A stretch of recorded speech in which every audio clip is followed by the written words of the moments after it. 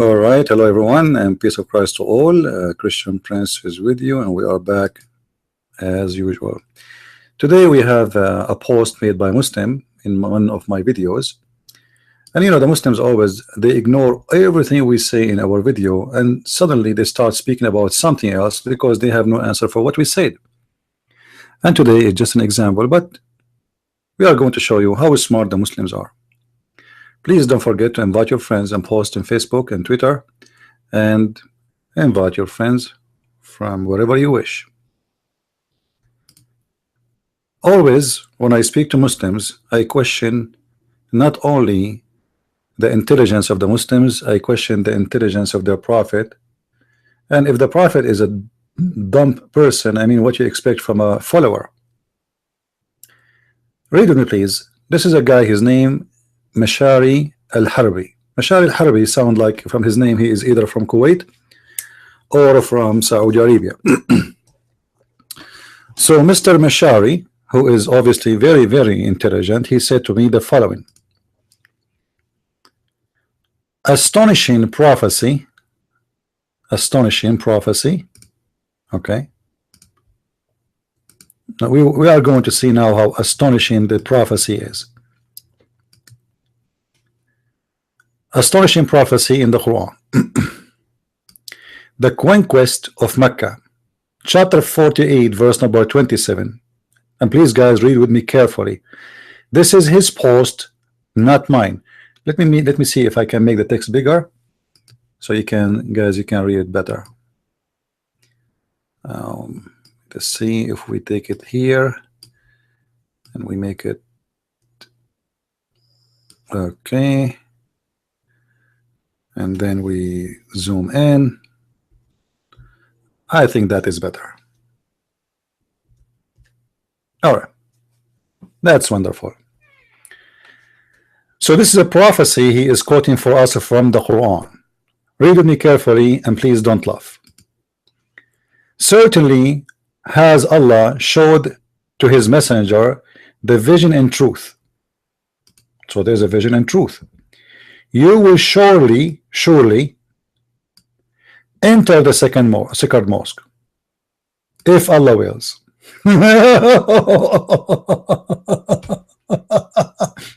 And this is supposedly a prophecy.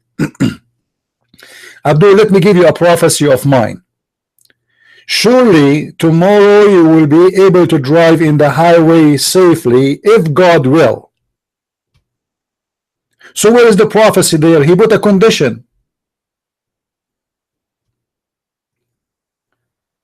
Do you guys know what I'm talking about? If I say if God will, this is not a prophecy.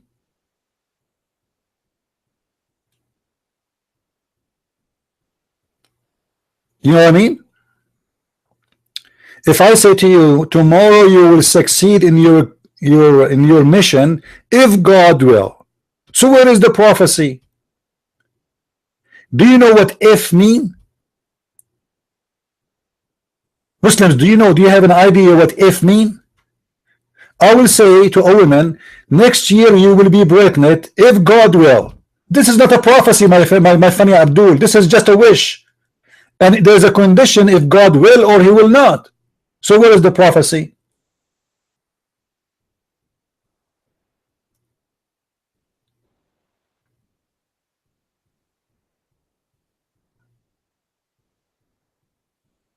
What if? And by the way, hold on, there is something here very stupid. If the one is talking is Allah, how he say if Allah wills? Who is the one saying if Allah wills?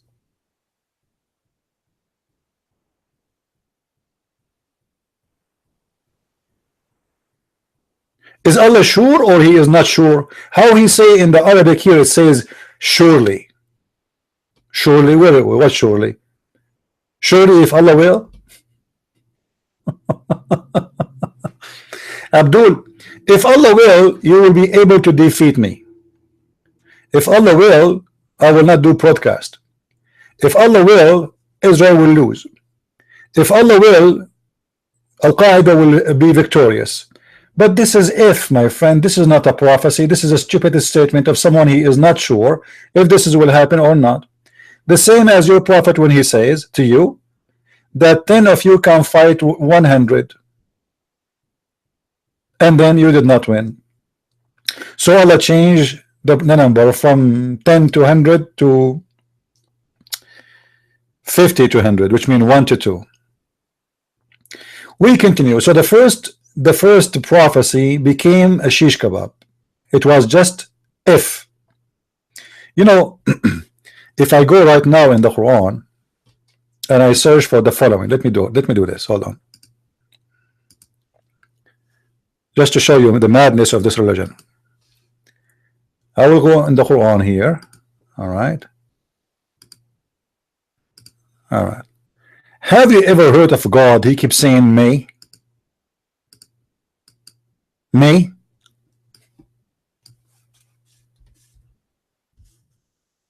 Asa. Typing in English. Let's switch to Arabic. Asa.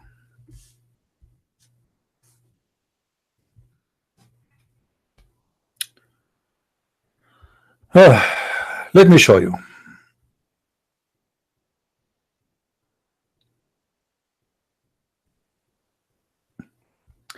Chapter 4, verse number 84. Muhammad, he says, Allah, he says to the follower of Muhammad, encourage people to go for war.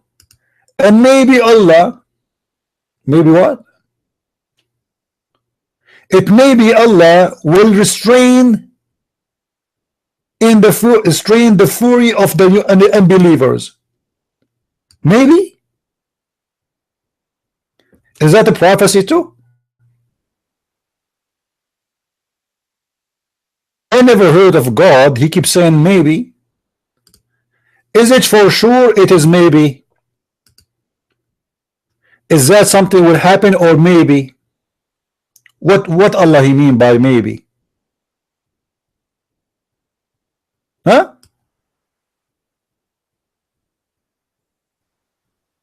Because Muhammad is not sure what will happen. And if Allah is the one who is talking, how he say maybe Allah? Allah saying maybe Allah? I mean, this is crazy. Go to war and maybe Allah will make you win. And supposedly this is a prophecy. I mean, this is amazing prophecy. All right. Let us continue with the God of maybe.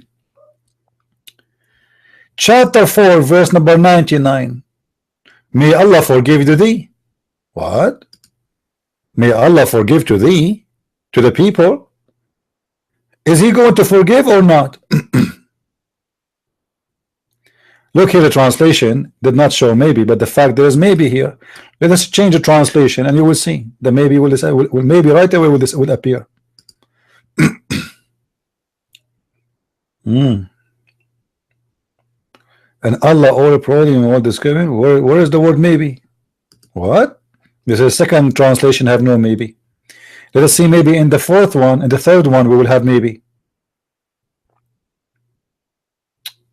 Allah is ever clement, forgiven. Here, oh sorry, I miss it. It may be Allah that will burden them. Do you see it? It may be. I mean, he will or he will not.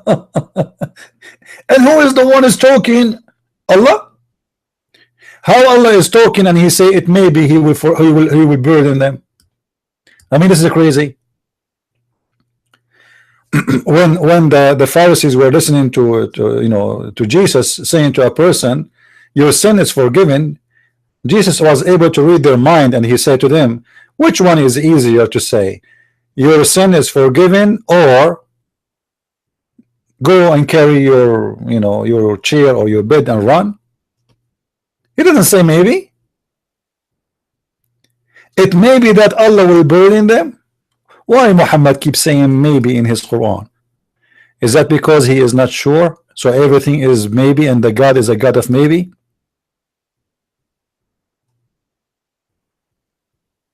This is a prophecy? This is amazing prophecy. Let us see more. Chapter 5 verse number 52. May Allah bring victory. What? May Allah bring victory.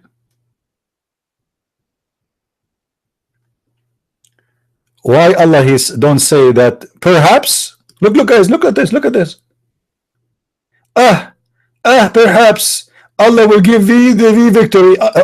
Allah is saying perhaps Allah will give you victory. Guys, if you subscribe to my channel, perhaps I'm going to give you a goat. This is God. And the one is talking is Muhammad or Allah. They will say Muhammad, not, it's Allah. It's Allah is talking. So how Allah he says, perhaps Allah will give thee victory.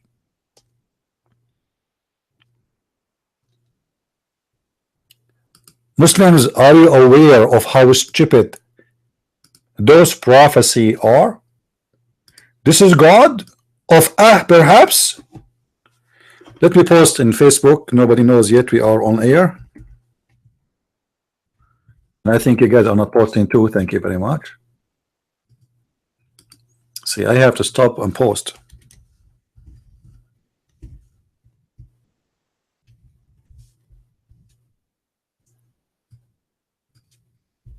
What we can do,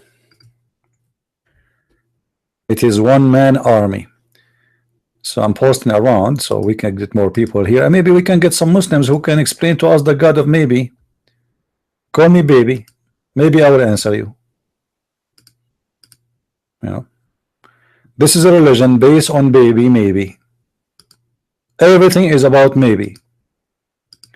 The same as Harun Yahya. If you have my book, you will see Harun Yahya making about science in the Quran claims, and then when he explained the science, he says maybe Allah he meant here the cell phone, maybe Allah he meant here the airplane, maybe. Are you sure?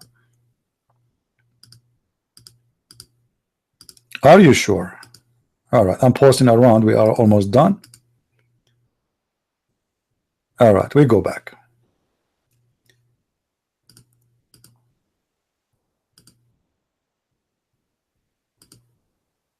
Don't forget, please, to post around what we are doing here. All right. Now, we go back to the God maybe. And what make it more funny and more stupid that this God, he is the one is talking and he say perhaps. I never heard of God he say perhaps. Perhaps I will forgive you. Perhaps I will give you victory. Perhaps I will make you successful. Perhaps. Do you know, Muslims, why he said perhaps? Because perhaps mean maybe yes, maybe no. Because he is not sure what will happen tomorrow, for he is a false prophet.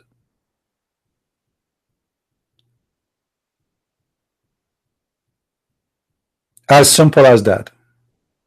Let us continue with the God of perhaps. Let us see.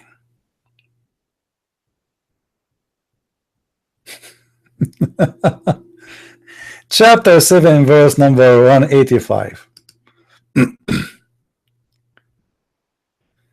Oh man.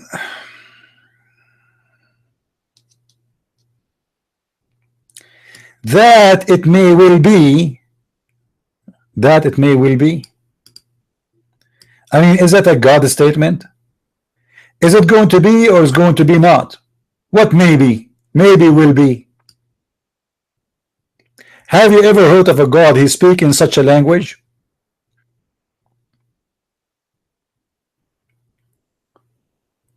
Why does God he keep talking about maybe? Let me show you more prophecy.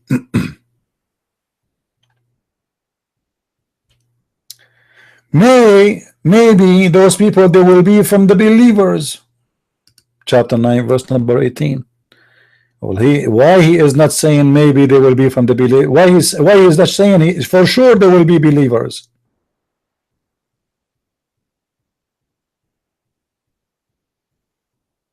What maybe?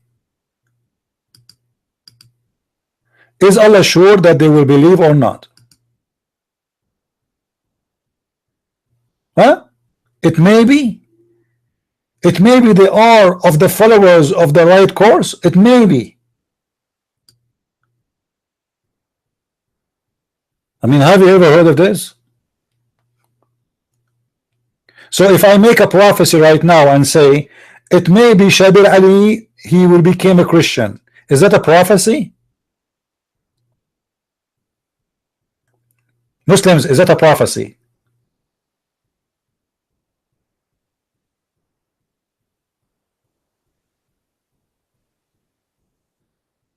Where is the prophecy in the prophecy?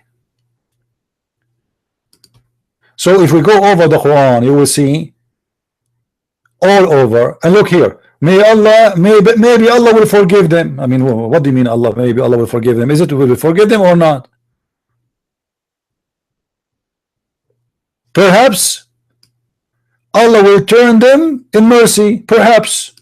Like, what is God saying? Perhaps.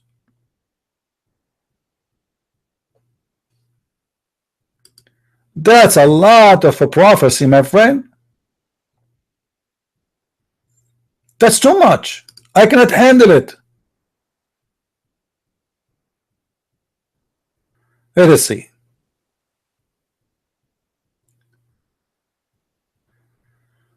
Oh, Lord.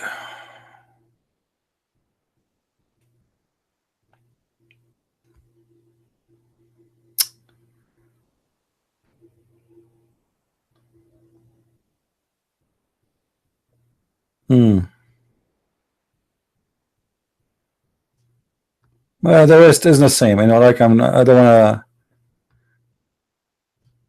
You see, all of this is about maybe. Chapter 28, verse number 67.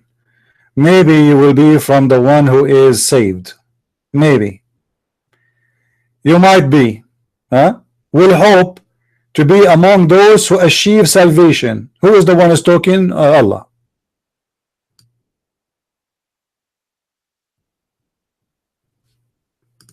We hope that you will be one of those who achieve. All right. All right. Maybe Allah, chapter 60, verse number 7. Maybe Allah, perhaps. Huh? It may be that Allah will grant love and a friendship between you and those whom now hold an enemy. Maybe. Huh?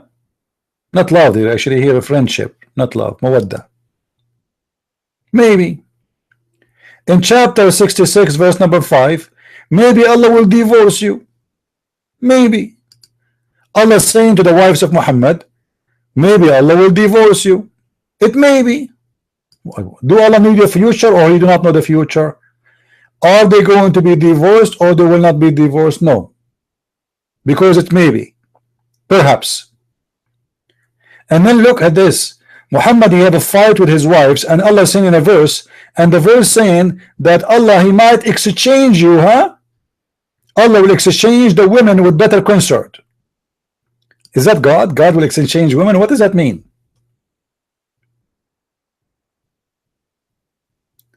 And the God of Islam, he accused wives of Muhammad to be hookers and to be bad women, and they are unbelievers and they are apostate.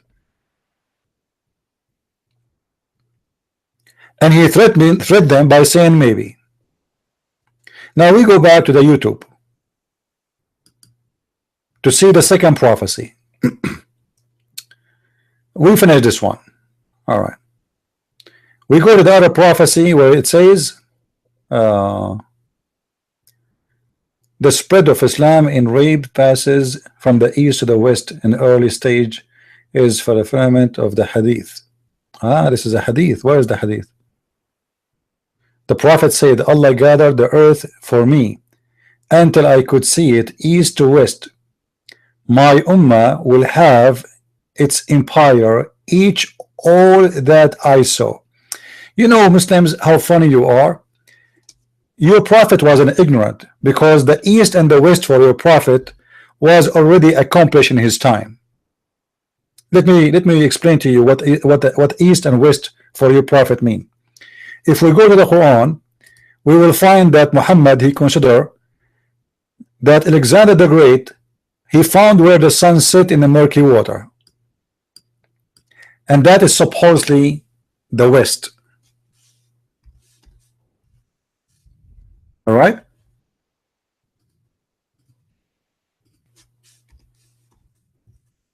And if you are saying your prophet, he made a prophecy that he will have the east and the west, as you know, the west is far away from Islam, and especially here in America, Islam is not even 1% of the population.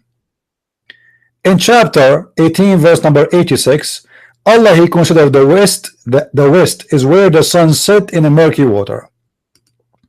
So he found the sun sitting in a murky water. This is where the west is located. All right. So he went all the way to the west, and he found it sitting in a murky water. That is the west. And the west, based on this, it was the Mediterranean. But all of us, we knew that the Mediterranean is not the end of the world, and it's not the west.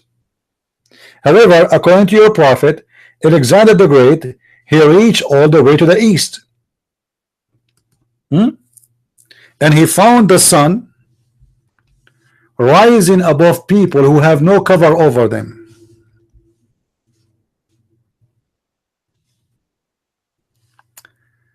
Let us go up.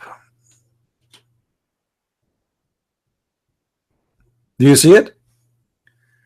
Alexander the Great, he reached where the sun rising until, so he keep going until he came where the sun is rising. He found it rising on people for whom we had provided no covering, protection against the sun. So the east for Muhammad, his religion, is Africa. If you go to the interpretation, you will see that those are, according to the interpretation, those are the Negroes who have no shelter above them, and they sleep under the ground during daytime and they get out in nighttime, according to Muhammad scholars. So this is where the east is. But this is a very small location in this earth. So the east and the west, according to Muhammad, is nothing but between Africa and the Mediterranean. Now, as long your prophet is making a prophecy and you are the one who mentioned that, let us show you the prophecy of your prophet is speaking about the murky water. Because if your prophet made 100 prophecy and all of them come to be false, or one of them come to be false, that means your prophet is a false prophet. In chapter 18, verse number 86, when Muhammad, he says that the sun set in the murky water, Muslims, they say to us, oh no, this is how it appeared to Alexander the Great. This is not how, no. Allah, he is not saying that. Alexander the Great saying that. Abdul, don't lie. Don't lie, Abdul. Otherwise, honest to the moon God Allah, I will spank you. Read with me. Just 2 verses before. It says, they ask thee concerning Zulqarnain. Zulqarnain is Alexander the Great. And according to Muslim, he called Zulqarnain, which means the man with the 2 horns, because when he came to his people, he asked them to convert to Islam, and they did beat him in his head. So he got the first horn and he died. Allah resurrected him from death and he sent him back. So he asked him to invite him to come back to Islam again. So they beat him in his head again, and he got the second horn. And this is why he's called Alexander with the 2 horns, according to Muhammad, which is very funny, stupid. All of us, we knew Alexander the Great, he used to wear a hat which have 2 horns, which is symbolic of who is he. Now they are asking you about the man with the 2 horns. Say, I will rehearse to you something of his story. Who is the one saying to who? Allah saying to Muhammad. But who is the one telling the story? Allah, not Zulqarnain. Okay, now, verily we establish his power in earth. Verily we, Allah is talking. So Allah is talking. It's not Zulqarnain. Zulqarnain did not say a word in this story. It is Allah reporting for us what happened. Until he went all the way, in a way, until when he reached the setting of the sun, he found it sitting in a spring of murky water. If we ask the Muslim, they will say, this is how Zulqarnain who saw it, not Allah. Let us get the Abdul busted. Let us get the Abdul busted. We go to the hadith and we will find the following. Abdul, do you see it? And this is a Sahih hadith. This is Sahih hadith. Don't tell me it's weak. Okay. Look what your prophet said about the sun sitting in the murky water. I was sitting behind the messenger of Allah. Somebody sitting behind Muhammad. It's a romantic time. In the top of a donkey, riding a donkey while the sun was setting. He, which means Muhammad, asked, do you know where this set? Look at this question, man. It's a class of science now. Sit down, sit down, sit down. The prophet will tell us where the sun set. I replied, Allah and his apostle know best. And you will notice here the Muslim, they say that we are not mushrikeen, which means we don't associate God with a man. But the Muslims, they always associate Allah with man regarding his knowledge. And right away they say Allah and his apostle knows best, which means there's two people who do knows best, Allah and Muhammad. So Allah, he associate Muhammad with him in his knowledge. And if you know the knowledge of God, obviously you became God. So Allah and his apostle knows best. And let us see, Muhammad knows best and Allah knows best. He said, it's set in a spring of warm water. Now this is a very accurate prophecy. And actually there is a scientist, his name Yama Aidulai Yama. He found the sun sitting in his refrigerator. And I will explain to you how this happened. This guy, each time he opened the refrigerator, the light turned off. On, sorry. Each time he closed the refrigerator, it came dark. So he found in the refrigerator where the sun set and where the sun rise. Why, Muslims, you don't quote for us this prophecy? I mean, isn't it your prophet saying it? Why this one is not really mentioned by Muslims? Why Muslims don't want to show us this amazing prophecy, how he found and where the sun set? I find it astonishing. You know what I mean? Seriously. Suddenly Muhammad, he got an idea. Do you know where the sun set? And the guy, he said, you know, come on, what a question is that? You know that Allah and his messenger knows best. Come on. I mean, look, you see, obviously Muhammad, he have a mental issue, and he always asks those questions because those questions make him feel proud. They will right away, they will say to him, oh, Allah knows best and he's a prophet.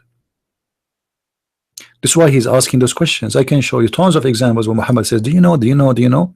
And right away the Muslim, they say to him, Allah and his messengers knows best. It's automatic, you know, like you say the, you don't even know that, like, that's it. It doesn't matter what he say.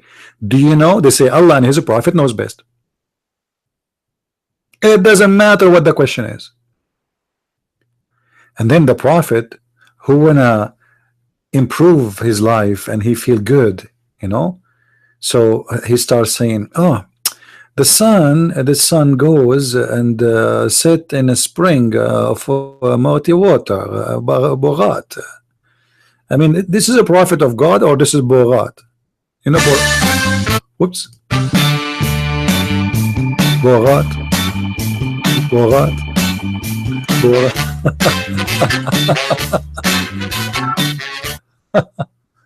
This is a prophet of God. This is a prophet of God. making a prophecy, and he's informing us a pure science in a Sahih hadith that the sun set in a murky water, and I never saw a Muslim making an article about it. Is it shameful? Is it stupid? Or why Muslims don't talk? Why they are posting those things for us on YouTube, but nobody posts this one for us? What is missing? What is missing is very simple. They knew that this is very stupid, and their prophet got busted. So the only way for them to avoid it is not to talk about it.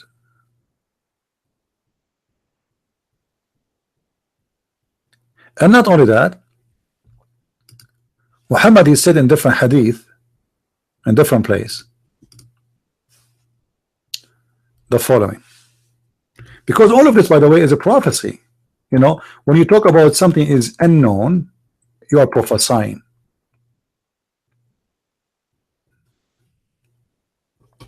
You know what I mean? Look at this. The same story. I mean the same drama. Abu Dhar. Once I was with the Prophet in the mosque at the time of the sunset. The Prophet said, "Oh Abu Dhar, do you know where the sun set?" The answer, as usual, what? What? The Prophet know best. Know best. He know best. He know best. The Prophet know best. Know best. Know best. The Prophet. He know it. He know it. The Prophet. He know it. That's amazing. Right away I replied. Right away. It's a magical word. It's an automatic gun. He say what doesn't matter what he say. He say, do you know? We say right away, we say, Allah and his apostle knows best. I mean, obvious. It's obvious. Who knows best than Allah and his apostle? Are you kidding me? Are you stupid or what? Do you think there's somebody in the world you know more than the Prophet? Well, what about Zakir Naik? Come on, who's Zakir Naik? This guy, he's growing his beard like a goat. Okay, what about Shabir Ali? Shabir Ali, his beard is fake. He bought it from Halloween. Okay, so Allah and the Prophet knows best from all the world. Yes, absolutely, my brother. This is the Prophet himself, not Borat.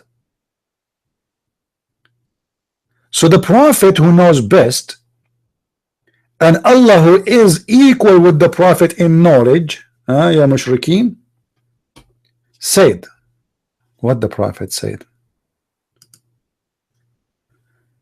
It goes. Hold on. I mean, this is too much. I cannot handle this alone. We need some background music. This is too much. So we can relax. You know, I cannot really, I don't know what to do. I replied. The shower was coming and the rain was coming, but the sun was setting. And I replied. And I said, I swear that Allah and his apostle knows best. I swear. He said, it goes and prostrate under the throne of Allah. And that is Allah's statement. That's make it more horrible, man. It's Allah's statement, not the Prophet's statement now. It's becoming more complicated. It's not the Prophet saying that, so the stupidity is not coming from Muhammad alone. It's coming from him and his God. And he explained the Quran. This is Quran now. And this is Allah's statement. And the sun runs on its fixed course. The Muslim, they made about this verse miracles, the sun running in orbit, the sun blah blah blah blah blah blah. But this is what it meant. Go and see how many articles the Muslim they lie to us saying this is a scientific miracle. Muhammad, he got them busted. Muhammad cannot keep his mouth shut. I mean, if Muhammad keep his mouth shut, Muslims they will have a place to play with their games. You know, Muhammad is like a ball. You throw it in the middle of the mosque when everybody is farting. He cannot keep his mouth shut. He have to make it. So Quran chapter 36 verse number 38, where it says that the sun runs every day in its course, is not a miracle as the Muslims they claim, and it's science. It is about the sun move every day from the east to the west, and it is going to prostrate itself under the throne of Allah.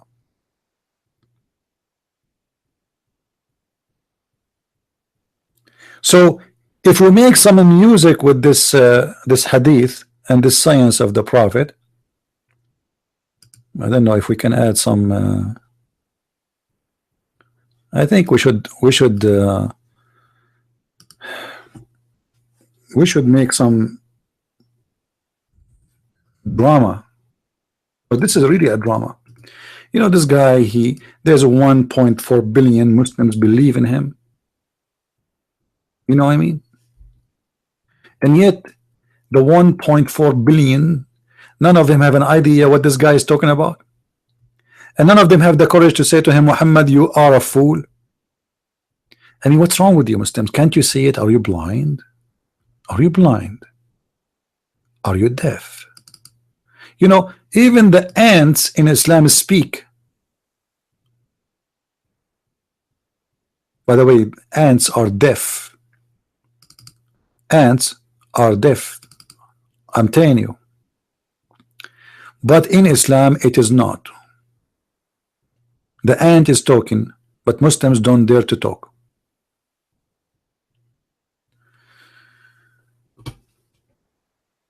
If there is any Muslim would like to call me live, okay. If there's any Muslim want to call me dead, because nobody want to call me live, I mean, so I don't know what to do. You see, I am afraid to say any smart Muslim because they get right away insulted. I mean, you offend the Muslim, doesn't matter what you say. You say stupid, you say smart, they get offended. Now let us make this this hadith clear for the Muslims to understand.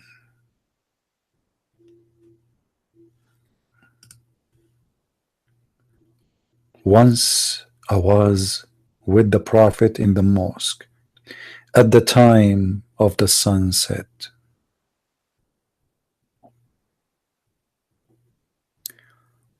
We were leaving the mosque,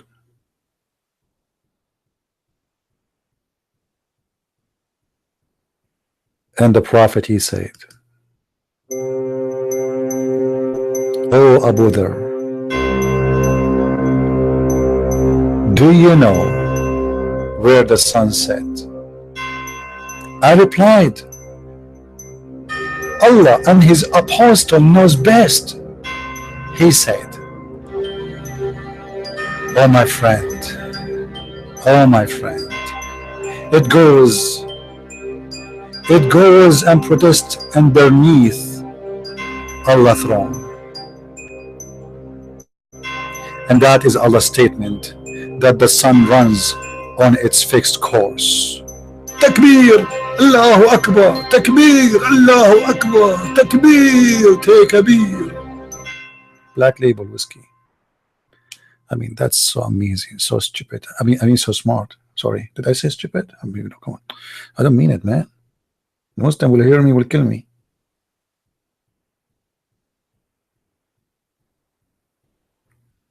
This is so much. I mean, this is so beautiful.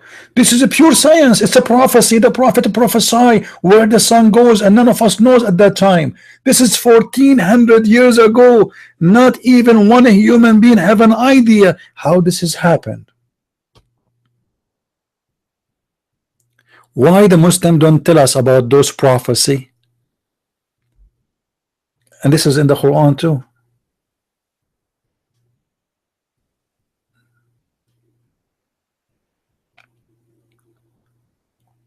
different hadith.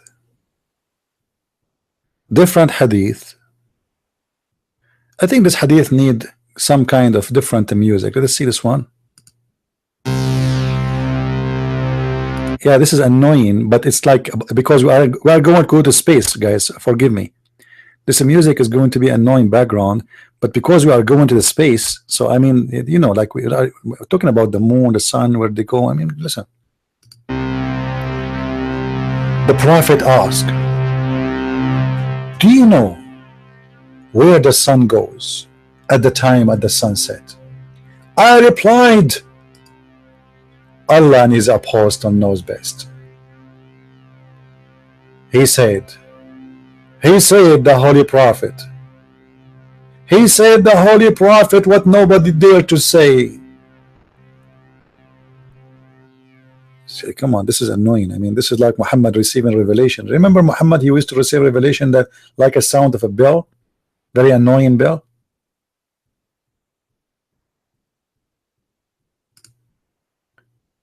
So the Prophet said,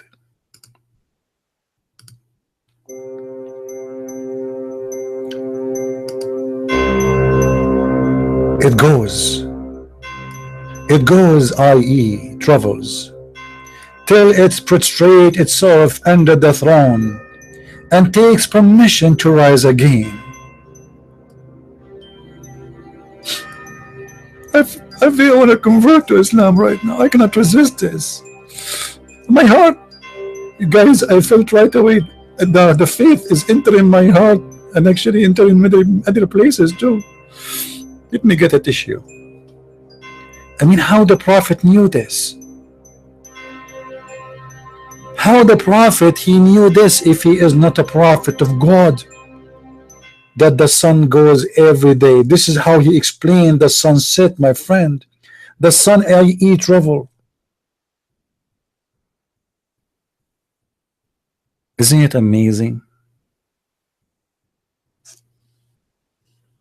Muslims, isn't it? This is amazing. I'm sure you agree with me. It's amazing. It's kind of astonishing. I mean, if you think about it, this is very serious. I don't want to make it like I'm making Muhammad getting busted. You know, Muhammad is like a radio station. He received things from the space. He have a special reception. He got information from his God where the sun set, and nobody knows about it save Allah and the Prophet.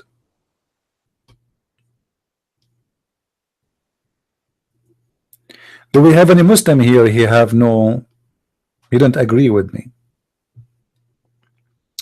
Should we continue with the Prophet prophecies? Any Muslim?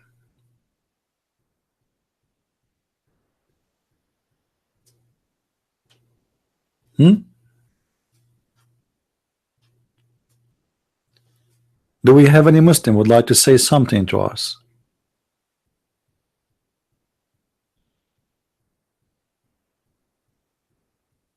Look what I'm talking about, and look what people in the chat talking about.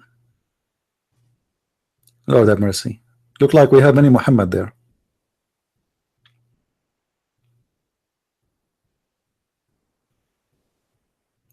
Focus with me, guys. Focus with me. Do we have any Muslim here?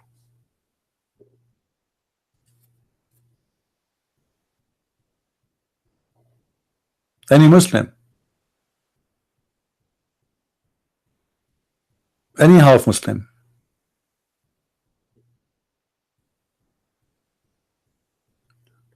If Muhammad is a false prophet or a true prophet, if one prophecy proven to be a lie, it means he is a liar. I do not need to prove more. One prophecy is a lie, he is a liar. Any Muslim have a comment?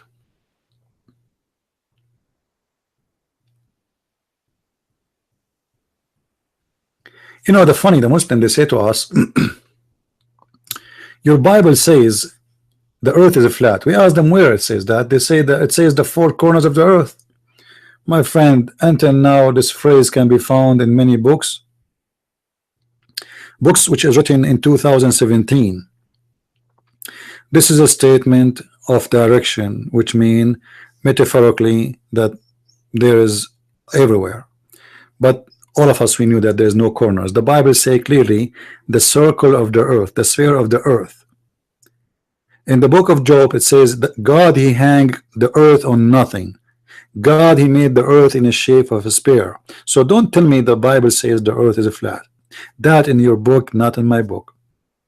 It's your prophet who said that Allah, he come down every third part of the night. Not Jesus.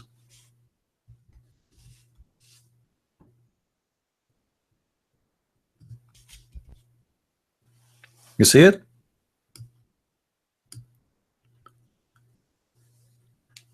Obviously, from the previous hadith and the Quran and this hadith, it's so clear that Muhammad, he think that the whole earth have one morning, have one night, have one noon, have one afternoon, and have one third of the last part of the night. Otherwise, this hadith is impossible. How Allah, he come every day in the third part of the night? Any Muslim can answer?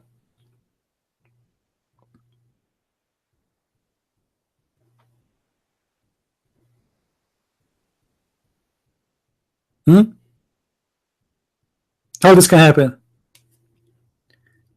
And this is explain why you Muslims, you want to pray in the direction of the Kaaba.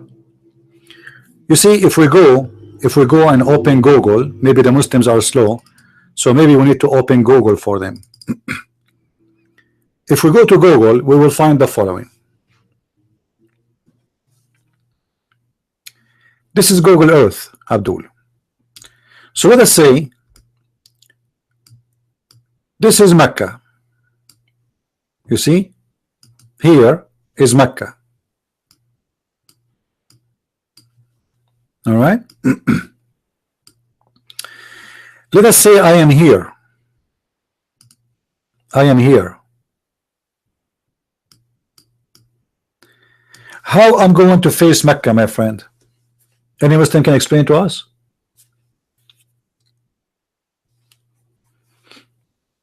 How somebody he live in America can face Mecca?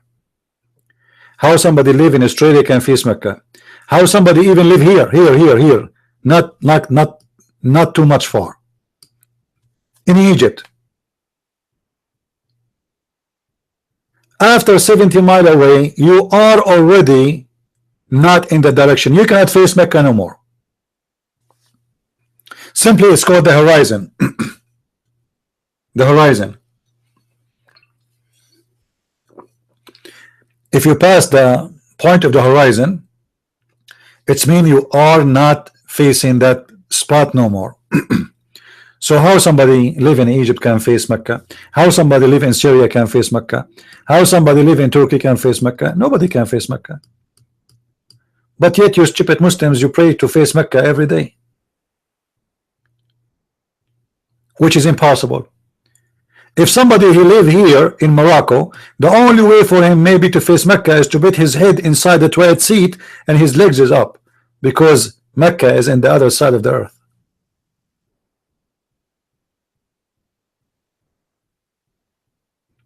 So how you can face Mecca?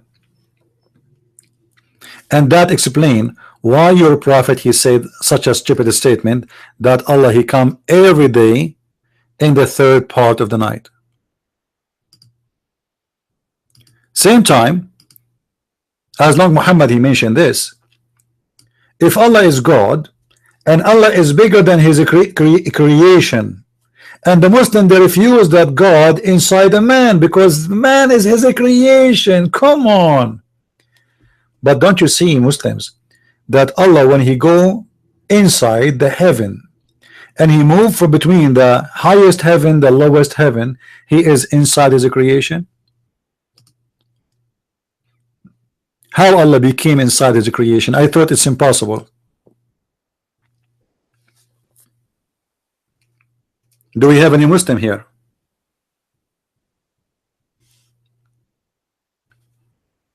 I made a drawing before, but we can do it again.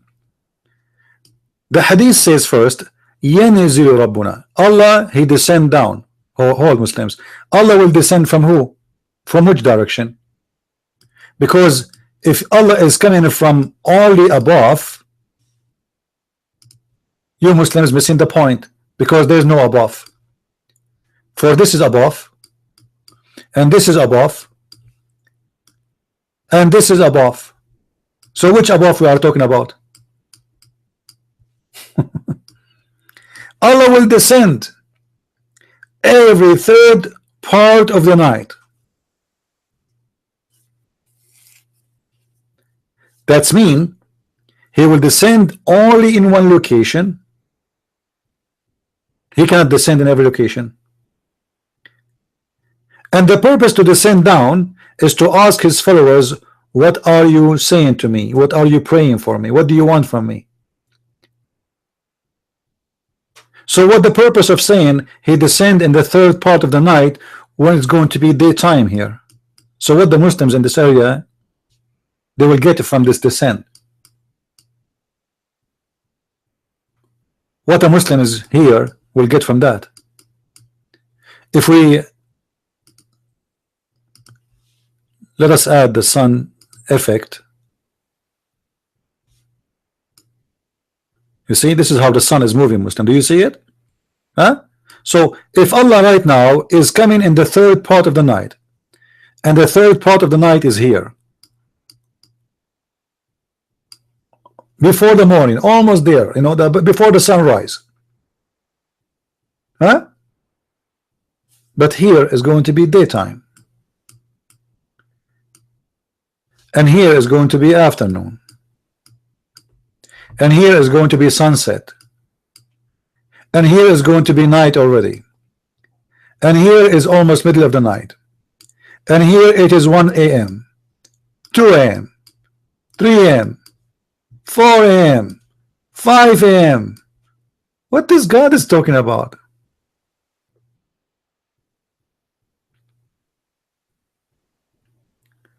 But that explain, if you read all the statements of Muhammad, where he says clearly that the sun obviously is rising and setting over the earth all together. So when he said to Abu Dharr in the hadith, do you know where the sun go and set, i.e. travel?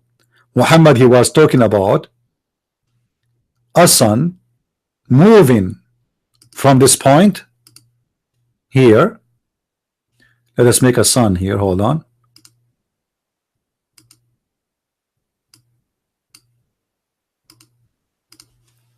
So this is the sun according to Muhammad, and this sun is going to move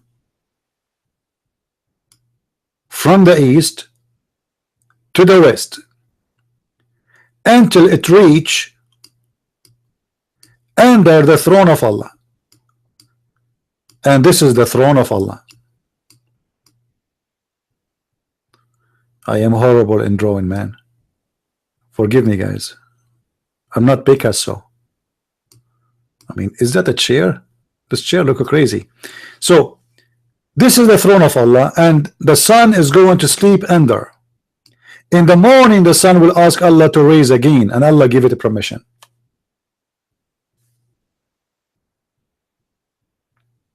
How amazing that statement is. Isn't it? This is enough alone to prove to you that Muhammad is fabricating stories and he's a liar. By the way, guys, nobody copy my art and sell it in the auctions. I know, because if you try to do that, you can make millions of dollars. Last time I made a drawing, there's a war happened between two nations about it, because I drew it in the border. It was a borderline. Any Muslim can explain to us how this happened? This is a prophet of God who is claiming that God is the one who taught him this.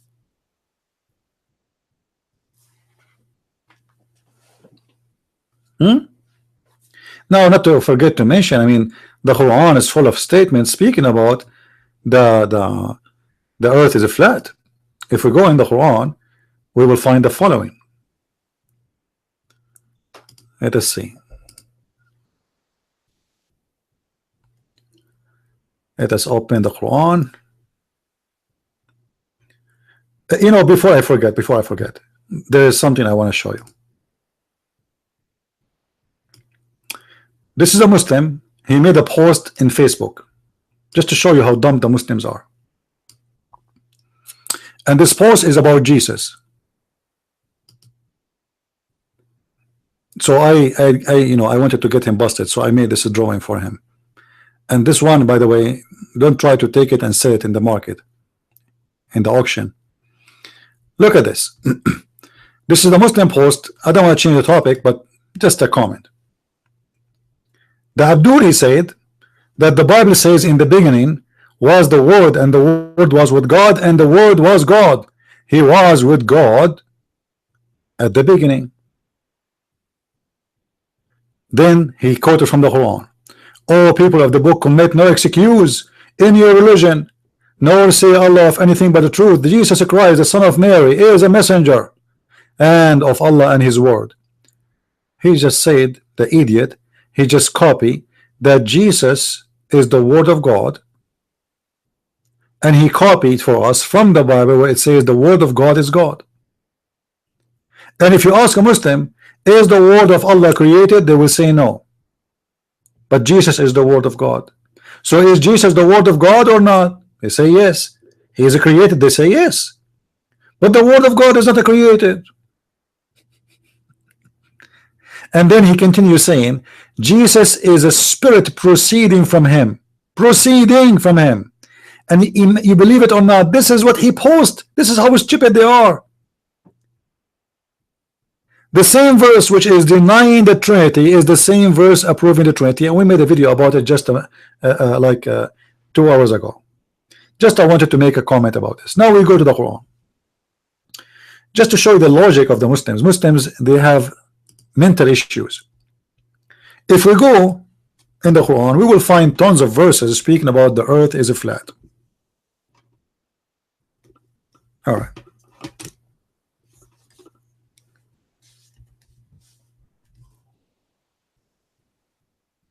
Allah, He made the earth for you as a carpet.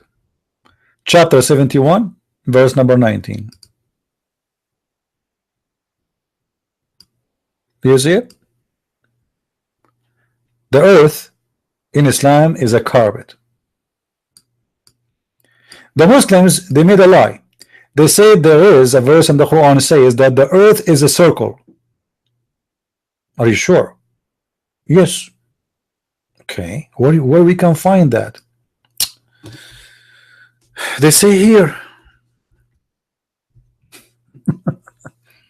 chapter 79, verse number 30.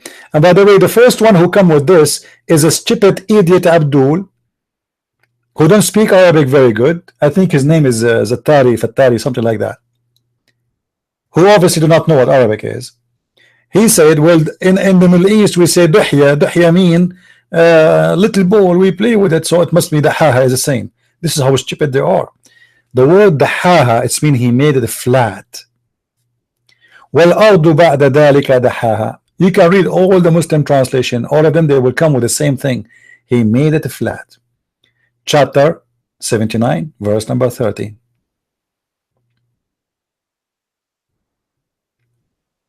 Here he said he extended. Doesn't say that really.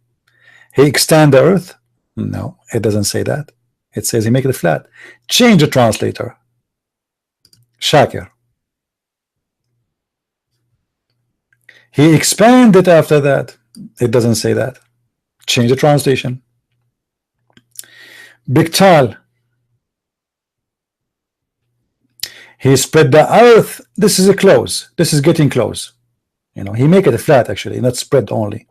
You know, in the haha is a word which mean, do you know when you make a dough, you want to make a bread, your mother, she have something in the kitchen, I don't know what they call it, like the piece of wood, you push in the dough, and when you push it, you spread the dough to make it ready to put it in the oven to make a bread. That is what the haha mean. So he spread flat. He spread flat. and we are going to show you that with the proof. Let us go and see Muhsin Khan.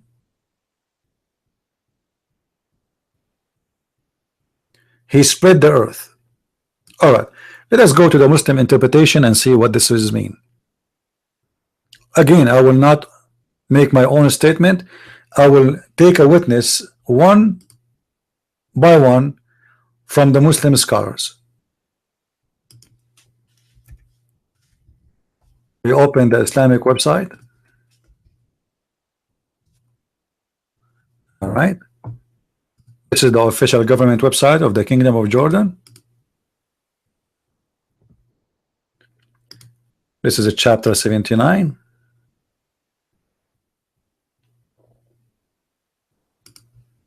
And this is verse number 30.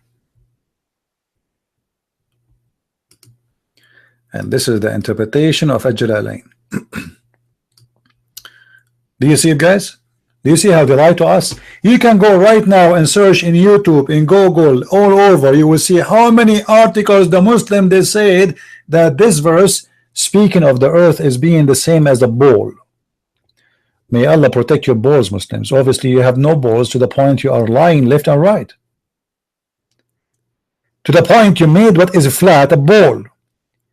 And after that he spread out the earth and he made it flat.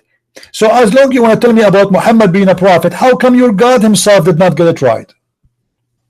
Like, forget about Muhammad, he is dumb, he's stupid, he's an idiot.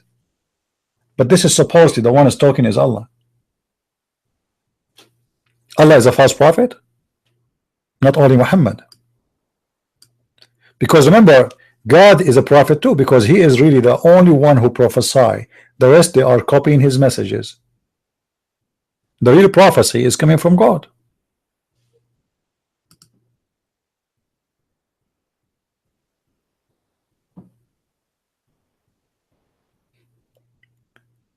Is it better now? Is the screen clear now? Yeah, are you going to say to me this is a weak Quran? Is that a weak Quran?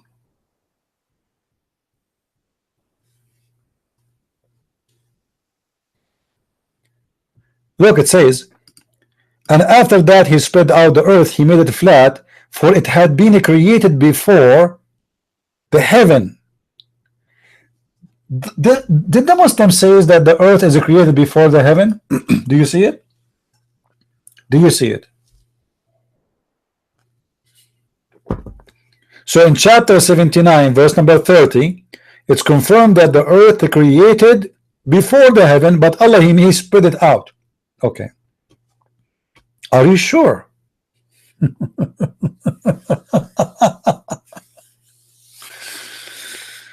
Oh. Sorry. Oh boy. If we go in the Quran,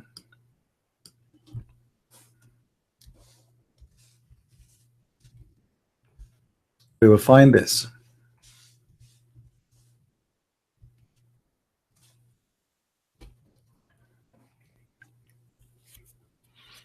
Guys, read with me. In chapter 2 verse number 29, it says, it is he who has, and the funny again, here we go back, it is he. I mean, by the way, before we were talking about Allah, and I said Allah, Allah, he say I, he say he, it is he, he says we, right? Okay, look here, it is he, but the one who's talking is Allah, right? Okay, it is he who has created for you all things are on earth, and after that, not moreover, he comprehend the heavens. So what is first created? Everything in earth, everything. Do you see it? All things. Be my witness. Let us change the translation. Shakir. He it is who created for you that all in earth, and he direct himself to heaven, so he made them, complete them in seven heaven.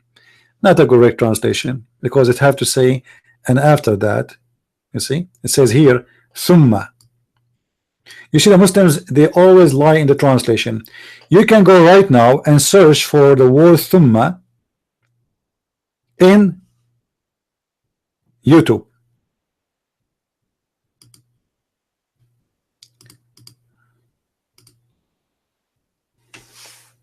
And I will type the meaning of thumma. There's a Muslim guy teaching Arabic. All right. His channel is Learn Quranic Arabic. Do you see it? Abdul, do you see it?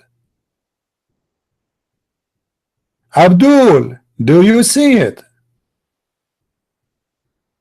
I advise everyone to download this video and attach it to the topic if you want to make a video from my video and his video. All right, because the Muslim, they might say to you that thumma does not mean after that.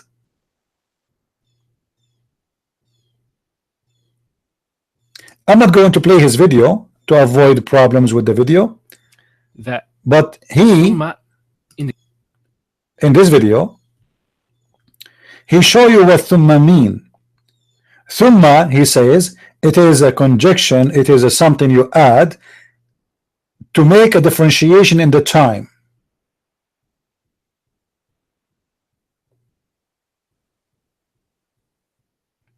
All right, read with me. This is the Muslim guy video saying thumma is a conjunction that usually indicate order and extensive period of time. Do you see it? Do you see it?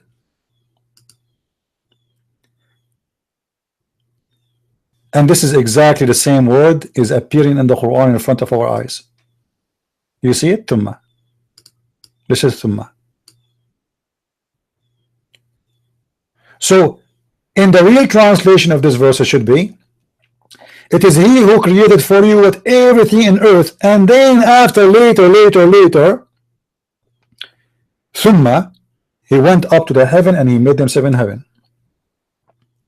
So there's no question that in this verse everything in earth was created first.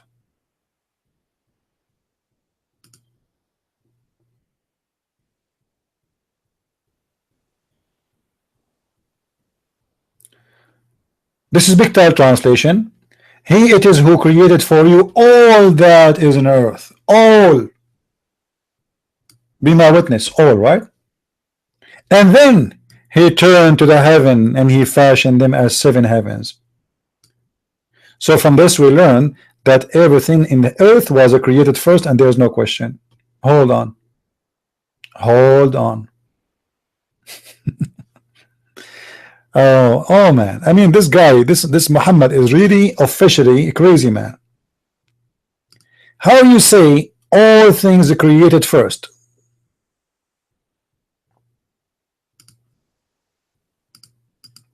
All things created first in the earth, and you say this? Read with me.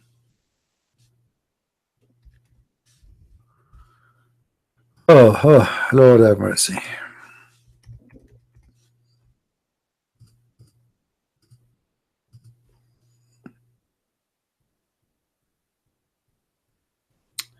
Here we go. In chapter 41, starting from verse number 9. Let us read together. Say, Muhammad, disbelieve ye verily in him who created the earth in 2 days, and ascribe ye into him he made everything happen. And then he says, he placed therein firm hills, not hills by the way, this is mountains. I mean, this guy is screwed up too. Can I find one Muslim? I mean, what Muslims are using for translation? Are you using a software of Lady Gaga? I can't even read it. What is that? Where is the word hills? It says in Arabic mountains. I mean, Muslims, are you serious? Let us change the translator. Translator.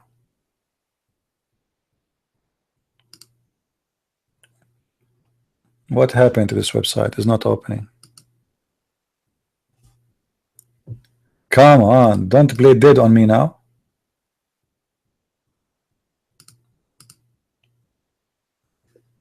I know what happened. The website stopped functioning.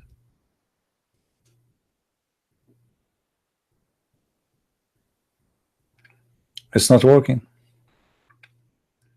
Okay, let me do this. I will open different website.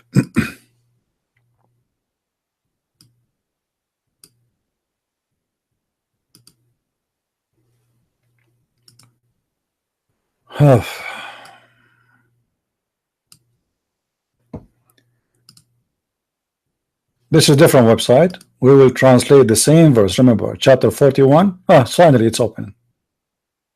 All right.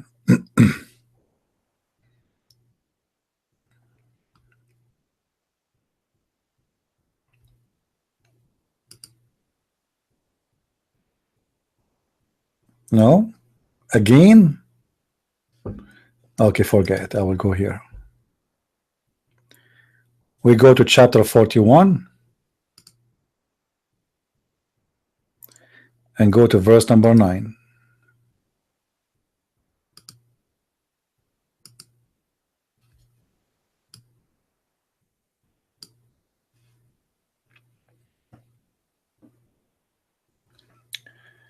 It is he who created the earth in 2 days. All right, so we got that. The earth is created in 2 days. We go to verse number 10. After he created the earth, he placed firm mountains. Look at this guy. Stabilizer. In Arabic it says mountain. I don't know where they get those names from. He set on it firm mountains, because Muslims believe that Allah, he placed mountains in the top of the earth, which is absolutely stupid scientific error. So after Allah, he created the earth in 2 days, then he placed mountains in the top of it. All right. And then he ordained it, and he created the substance in 4 days. So he placed mountains, he provided the substance of the earth in 4 days. Now we have total already of 6 days. We continue, verse number 11. Then he turned to the heaven, and it was a smoke. So the heaven in this stage was nothing. There's nothing. The earth is totally complete. The earth have substance. The earth have mountains. The earth is created in 6 days, total of 2 plus 4. And now Allah, he went up to the heaven, and now he is willing, or he is going to make it, or he is going to design it. All right. And look how funny he said to the earth and the heaven, come willingly or unwillingly. I mean, what does that mean? All right, verse number 12, it says, then he created several skies.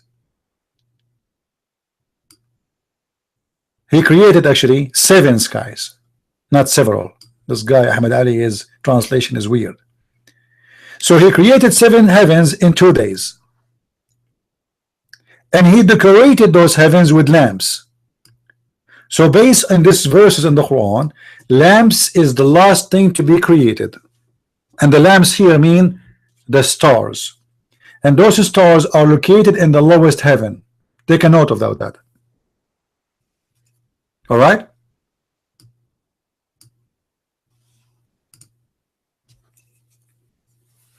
So step by step, the earth was first, the mountain was second, the substance now was after the mountains, and this is all in a total 2 days plus 4 days, total of 6 days.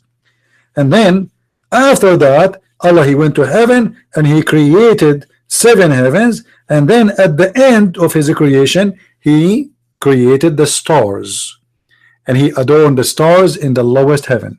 So I think the story is very clear. earth, mountains, substance, which means trees, grass, animals, etc., water. And then he went to the heaven. He made the 7 heaven, and then after he made all the 7 heavens, he put only in the lowest heaven stars. But that is a contradiction for the Quran itself, because the Quran in different verse it says the following.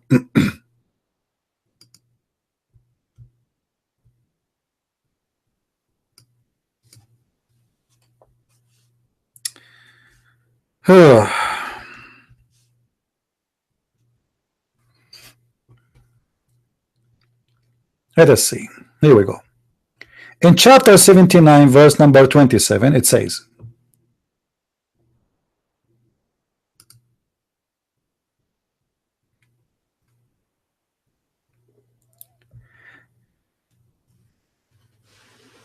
actually we read it from verse number, if Muslims we can read from verse, any verses you want before, so you don't say I'm taken out of context. All right, so here he start, verily this is the instructive warning to whose believe, etc.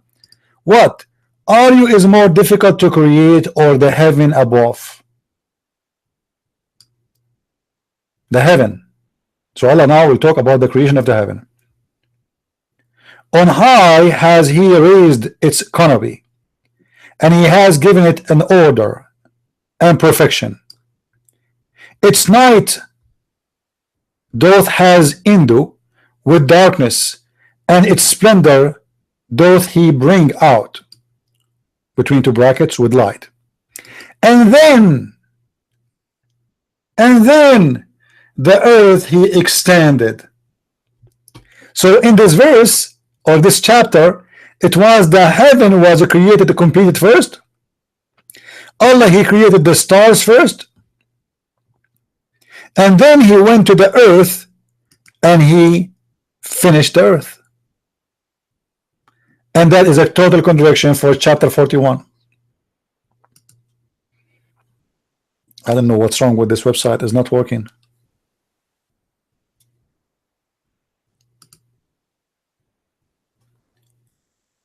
Do you see, guys, what I'm talking about? It is a total contradiction.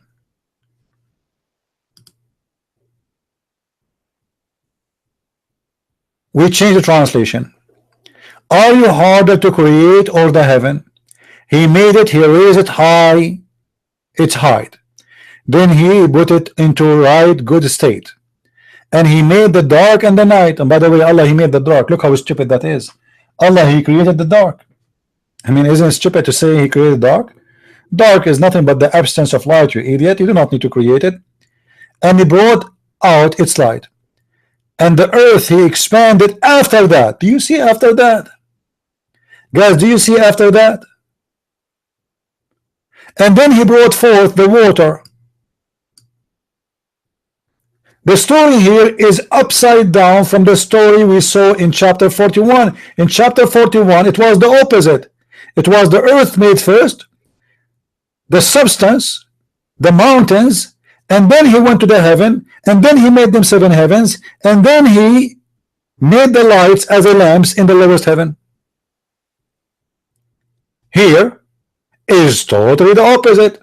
Allah created the heaven first. Allah created the lights first, which means the stars. Allah made the 7 heavens first, and then after that he went to work in the earth, and he make it flat, and then he put the water and the substance, and then he put the mountains.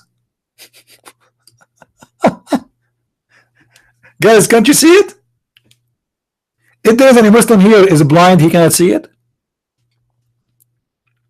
Isn't it obvious that this is a very clear contradiction?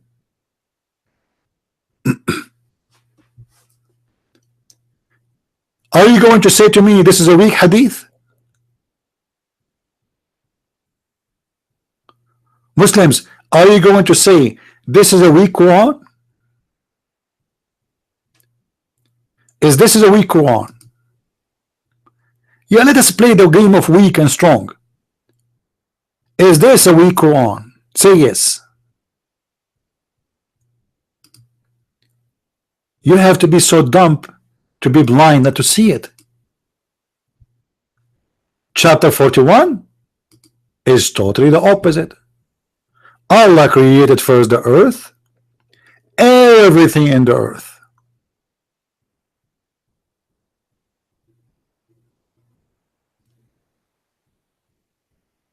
And then he set mountains,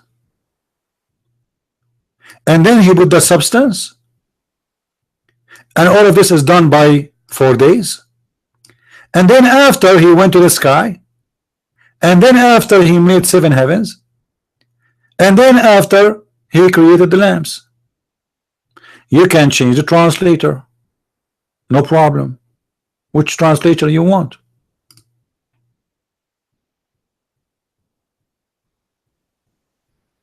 Huh?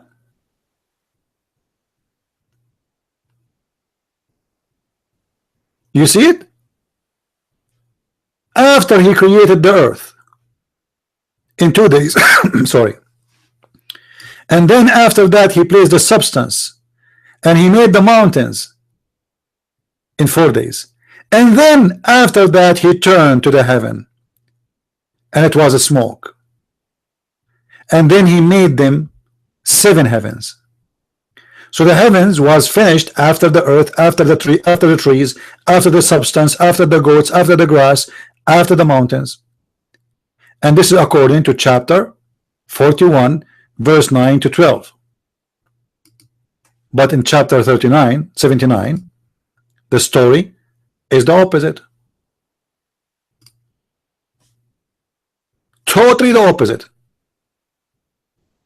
Allah created first the heaven, then he created the lights, then after that he went to the earth, after that he extended the earth, he made it flat, and then he made the water and the substance, and he placed mountains firm. It is 180 degree the opposite direction statement. How this can be in the book? It's called the book of God. How God do not remember which one he created first.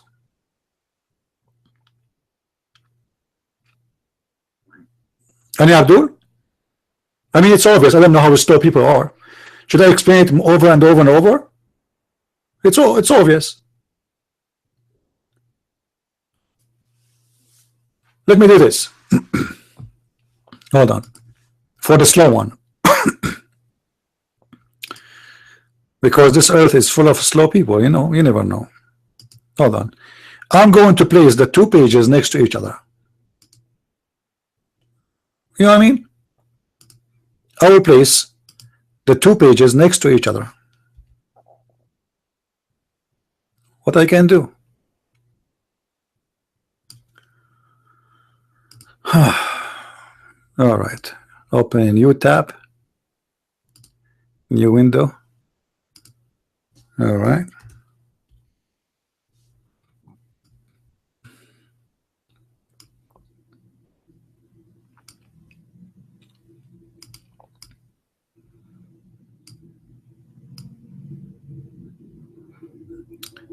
I will try to resize and make them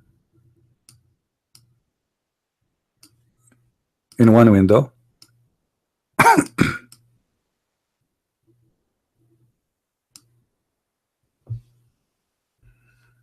All right.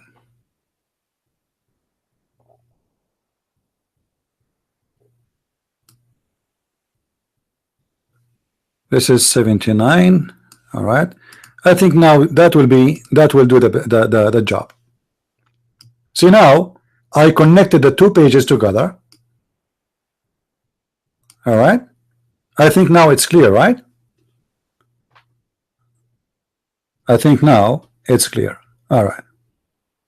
So this is here, the one I'm moving is a chapter 79, and this is verse number 30. And here, this is 41, and we will go to verse number 9.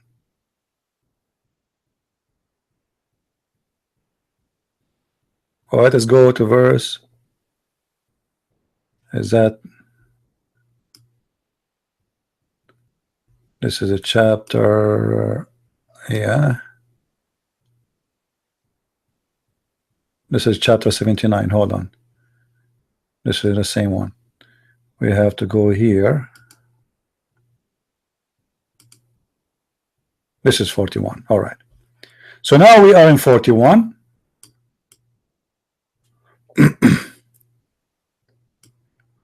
And we put them side by side so we can read together. If you have a screen recorder, feel free to record.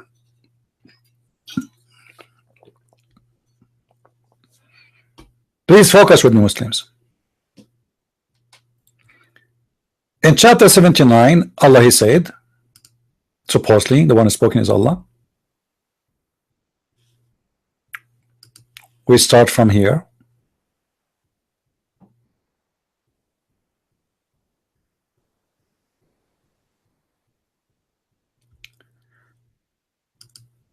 Are you harder to create or the heaven? Or the heaven? He raised high its height.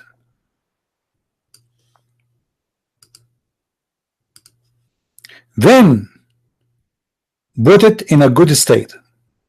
And I'm just reading translation as you Muslim translate. And he made the dark and the night. That's mean the lamps is created, the stars, the sun is created, and he brought out its light. Wonderful. And then the earth he expanded after that. So this is something happened after all what the previous happened. All the previous story happened before. So take a note. All of this happened first. And then after that,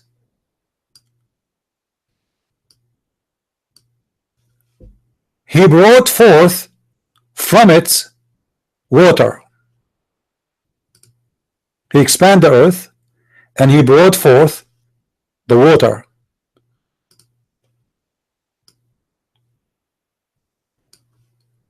And the mountains he put it on. And then in verse number 33 he says, and he brought the provision to you and your cattle. So all the animals are created after that. Now let me take the word Christian Prince off so you can see the whole screen.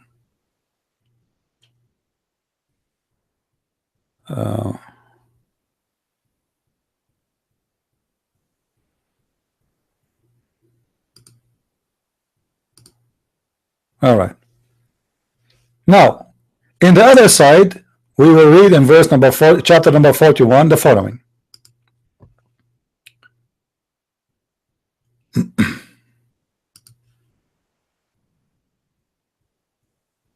Say Muhammad into the adulterer, which means Allah saying to Muhammad, say that to them. It is he who created the earth in 2 days.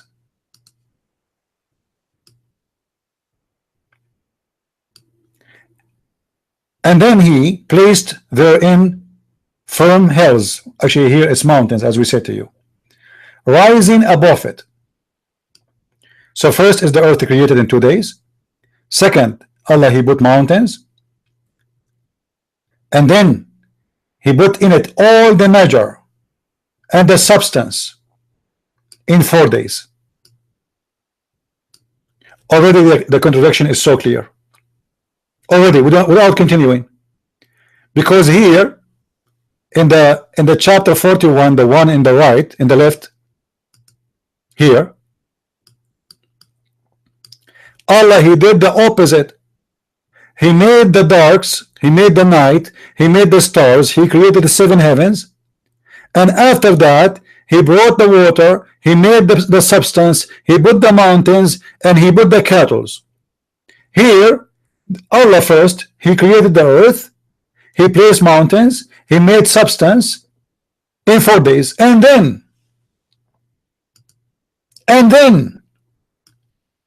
He turned into heaven, and it was a smoke, which means nothing there.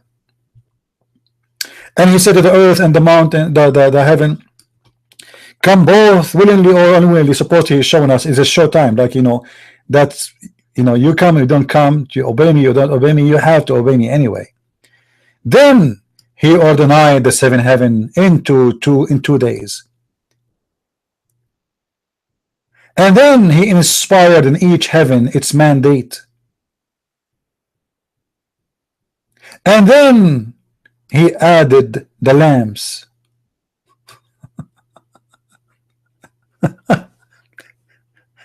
So in the right, the lamps was created at the end. The earth was created first,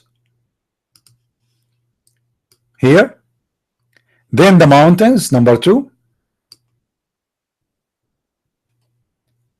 and then He, in number 3, He made the heaven.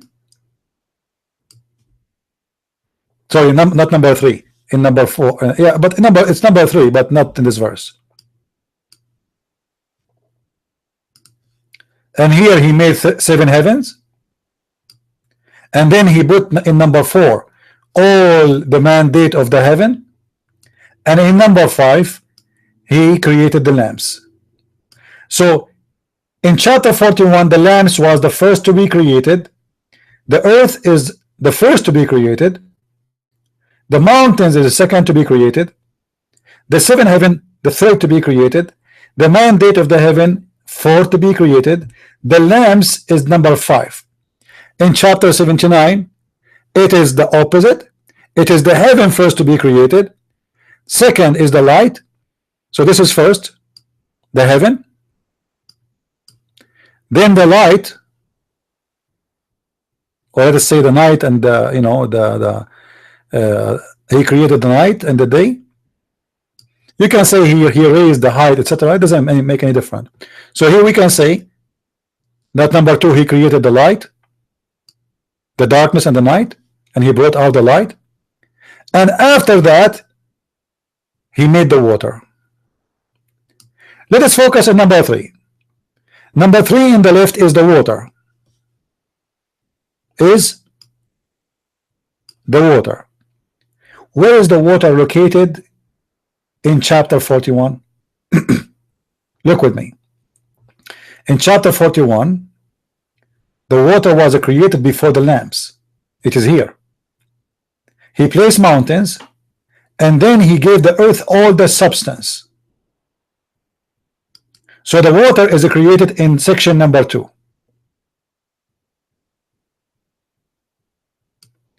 And it was created right after the earth was created, as part of a creation of the mountains and the measured of all the substance. In the left, the heaven was created, the dark and the night was created, and then the water was created. Where is the mountains created in chapter 41? Here. After the water, here, before the water. He placed the mountains first, and then He created the substance. Where is the mountains created? Compare to chapter 41. The mountains are created right away after creating the earth, and the heaven was still not exist, was a smoke. The heaven was a smoke. But in chapter 79, Allah, He created the mountains after the earth, after the heaven was completed, and they have dark and have night. Do you see it?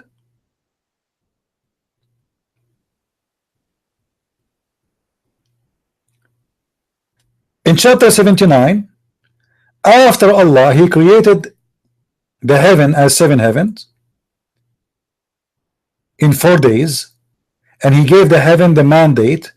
The last step to do, He created the lamps. So the last of Allah creation was the lamps. In chapter 79, it was in the second stage. After He created the heaven, here He created the night and the darkness, and He brought out its light. So while in chapter number 41, the lamps was the last thing to be created, the lamps is number 2 to be created in chapter 41. Sorry, yeah, 41. No, 79. Sorry. I mean, isn't it obvious that this is a scam? This is God. Are you Muslim going to say to me this is a weak hadith? Are you going to say to me this is written by the Israeli?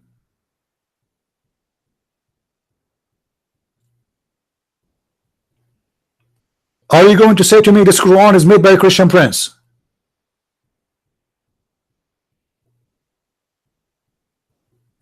Isn't it obvious that this is nothing but a scam?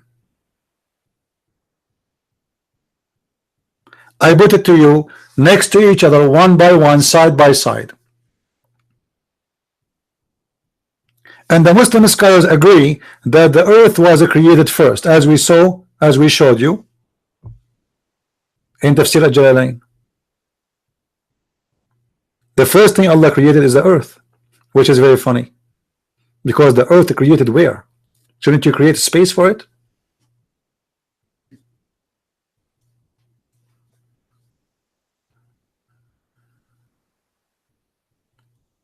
Do we have any Muslim would like to say something? So before the Muslims, they spend their time to tell us about amazing prophecy, explain to us amazing stupidity. Your God himself, he said, additional to amazing stupidity, your prophet, he said. The sun set in murky water. Allah do not remember which one he created first, the sun or the earth, the water or the mountains, the animals or the stars. I never heard of God. He don't remember.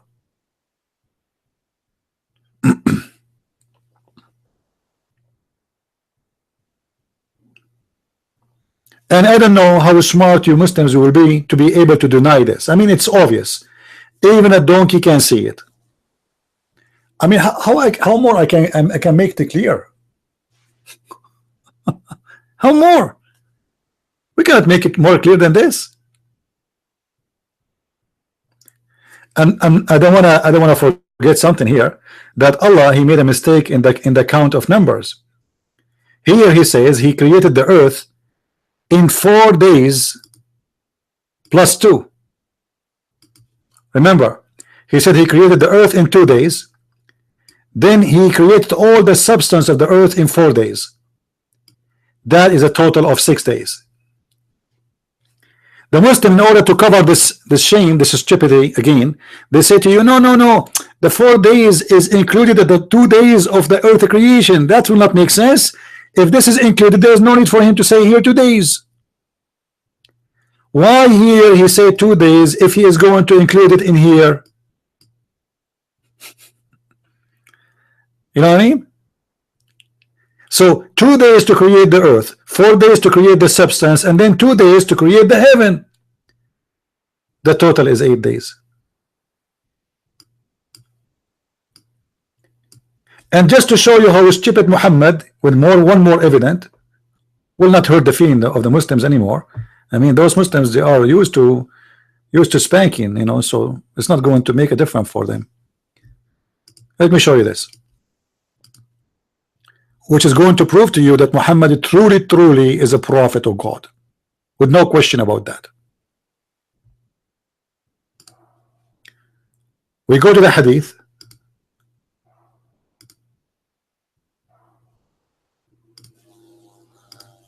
I have a funny bug flying, taking advantage of me busy. I think I left the window open. All right. Look what Muhammad he said.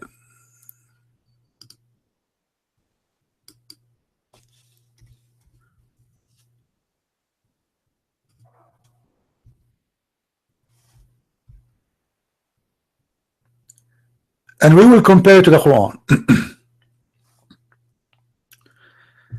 Allah, he created the clay on Saturday.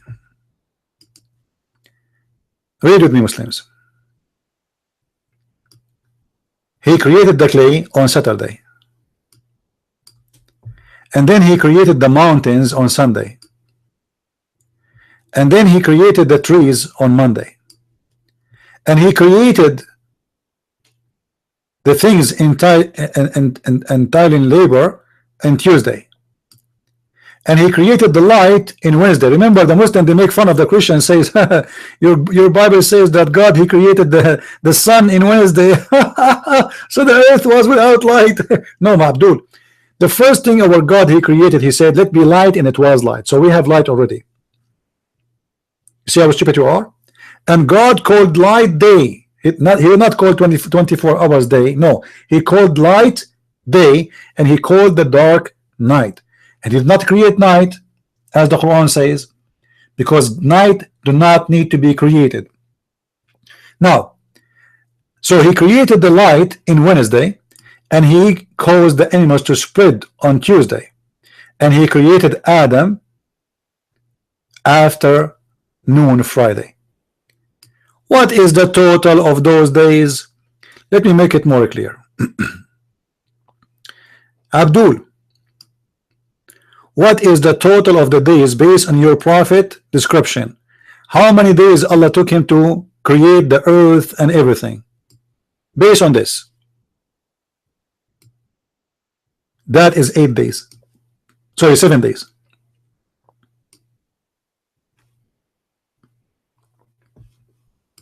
How your prophet, he is a prophet, he makes such a stupid mistake? Count with me. The first day, Saturday, the clay. Second day, mountains, Sunday. Third day, the trees, Monday. Fourth day, labor, Tuesday. Fifth day, the light, Wednesday.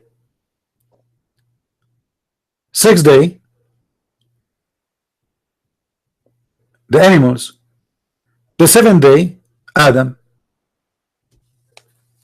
So the creation is 7 days. So now look how confusing the Quran is. Chapter says that the Quran, Allah created everything in 6 days, and in the day number 7 he left himself to heaven.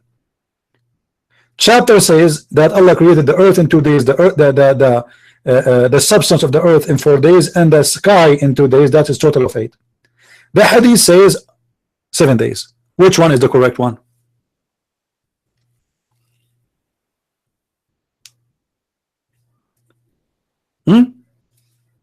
And based on Muhammad hadith, the first obviously to be created is the earth.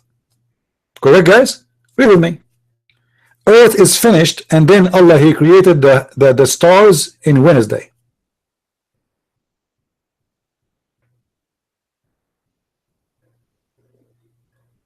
Do you see it?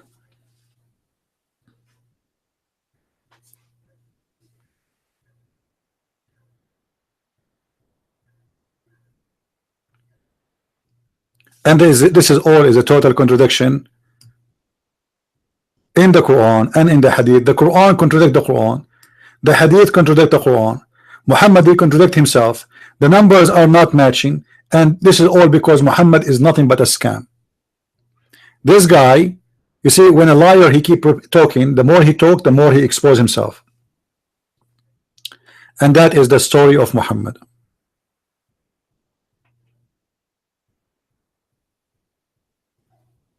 So Muslims, when you say to me you have a prophet and you have a prophecy, obviously even your God himself is a joke.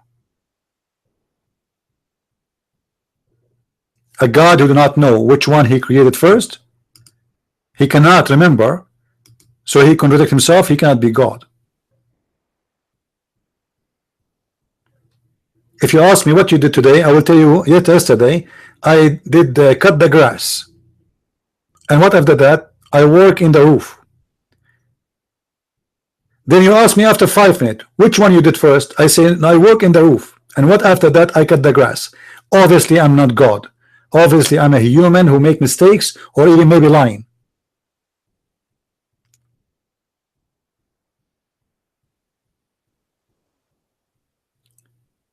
This is not acceptable to be from God.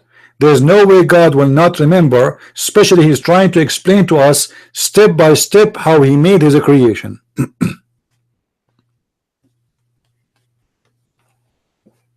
That is impossible.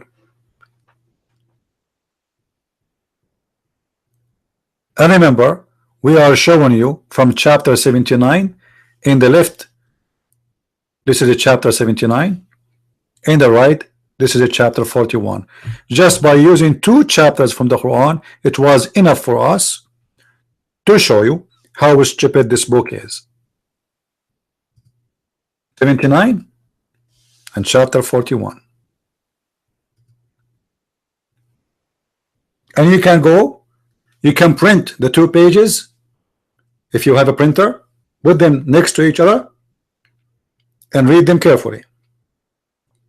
If my explanation is not enough for you, especially if you are a Muslim, please take your time. I'll read it carefully.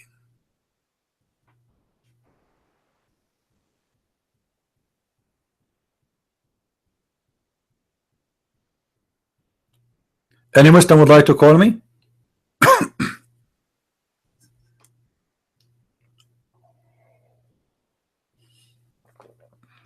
If there's any Muslim would like to call me.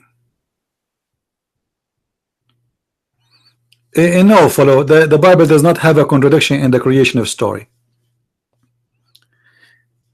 If you want to prove your point, no problem. Prove it to me. Why there's a contradiction? God said let be light, there was light. Everything is in order.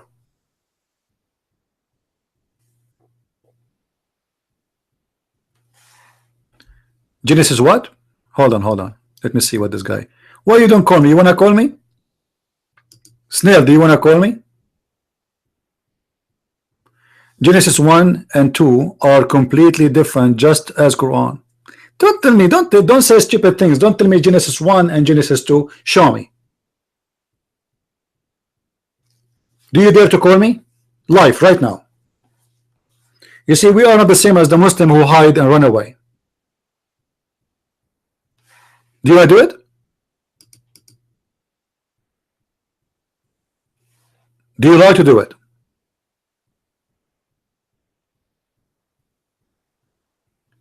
You want to play dead right now, right? Yeah. In the Bible, everything is in a perfect order. Or what those who don't believe in the Bible, they will say, well, so like God created the sun, created the light in Wednesday. So how the earth was having its own light, so it's like it's about the logic of how to live. But the Bible, from the first verse, it says it clearly that God said let be light, and it was light, and he called the light day. So there's already light. Yeah, call me if you have a courage. Otherwise you are here just to waste our time.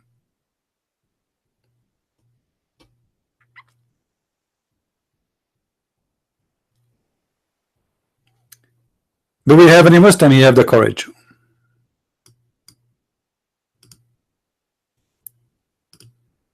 Any Muslim like to call?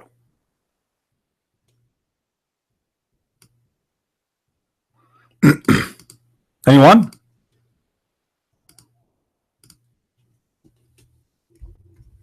Any Muslim want to explain to us?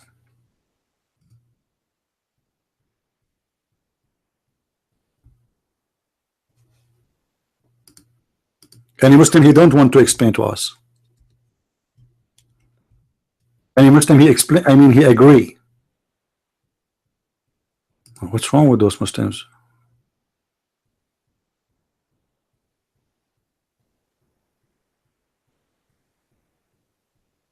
Hmm?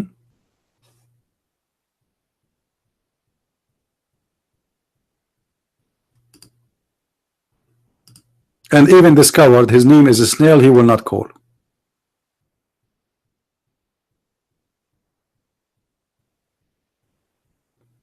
No, there's no contradiction there, you idiot. Show me where the contradiction, you stupid. Where is the contradiction? Are you dumb or what? I don't care if you are defending Islam or not. I don't like liars. Show me where is the contradiction. You say to me in Genesis number 1, it says what? It says what? God made plants and trees. And then you says in Genesis number 2, it is the opposite. Where is the opposite? And I'm asking you if you have the courage to call me right now. Do you have the courage? Don't you want everybody to hear? Who cares if you are a Muslim or not? It's just shut up, man. You are just a kid. So why you are coming here to tell me that my Bible have contradiction if you don't dare to show me? I want to know. I want to learn. Don't you want to show everybody? If you don't dare to talk about it, why you open your mouth?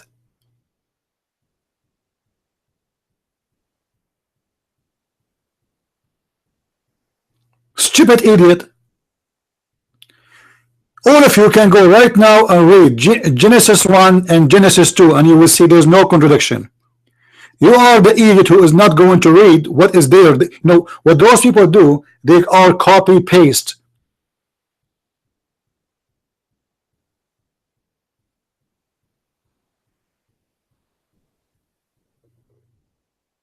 They are copy paste.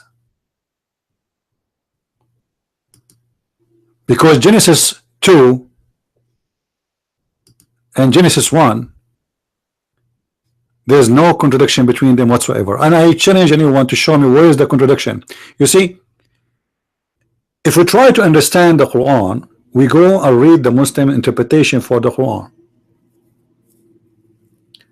Those people, if they want to understand the Bible, they give and they make their own interpretation to make it fit with the something they call contradiction. Do you think we are stupid? We cannot see? We cannot read? So either you want to help us and show us where is the contradiction, otherwise you are a coward. Shut up. I have Genesis 1 and 2 in the front of my eyes. And I'm waiting for this coward to call me. Maybe he can show me where we have contradiction.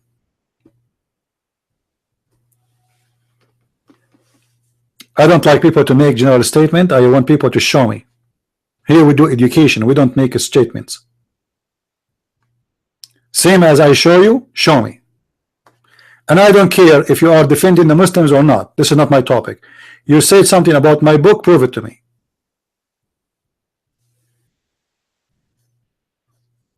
Do we have any Abdul?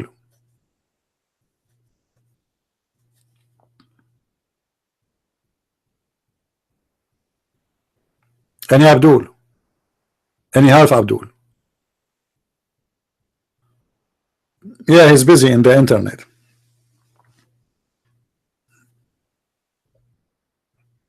Anyway, today we learned a lot of good stuff about the wisdom of the Prophet, peace upon him. Like we learned from the Prophet, peace upon him, that the last thing Allah created, it was Adam. And he created him in the last hour of a Friday. And what make it funny, afternoon.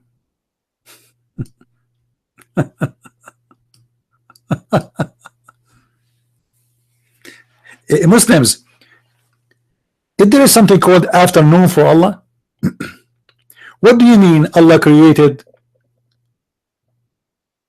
the clay in Saturday? What does that mean exactly? If there's any Muslim here, what it's mean that Allah created the clay in Saturday?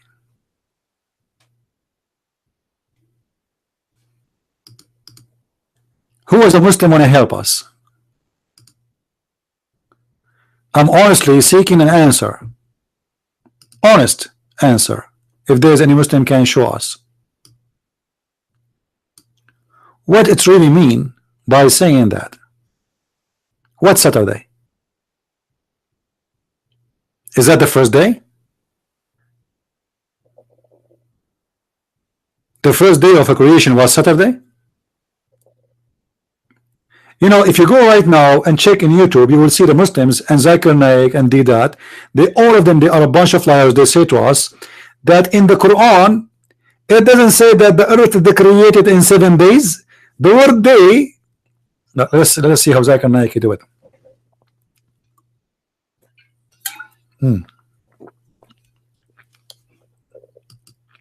Brother Thitter,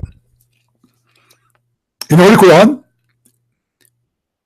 Allah Almighty doesn't say that He created the earth in 7 days in the form of 24 hours. The Quran says that God created the earth and the heaven in 6 days, which is a period of time. It's not 24 hours as we know today. This is what they say. You can go and watch on YouTube. But their prophet saying the opposite.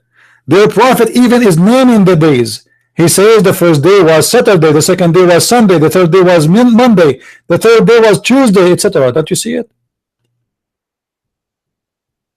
Why Muslims lie?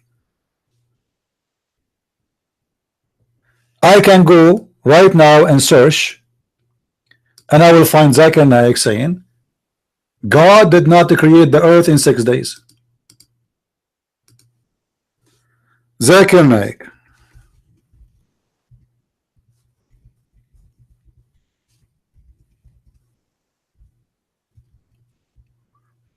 Let's see.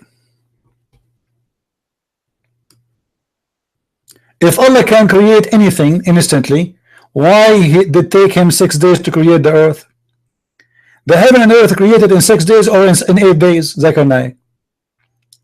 Why Allah created the world in 6 days? He explained all of this, and you will see He says to you that this is not days. This is not days. The word days mean a period of time. Period of time. I think Zakir Naik, you have your period.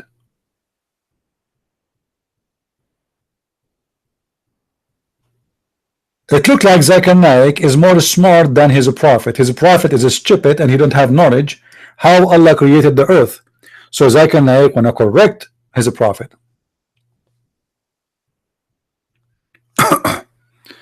All right, hold on.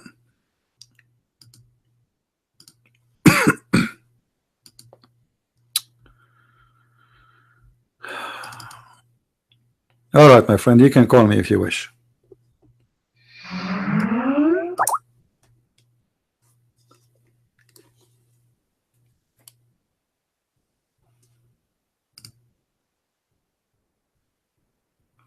Call me. All right. Let us see.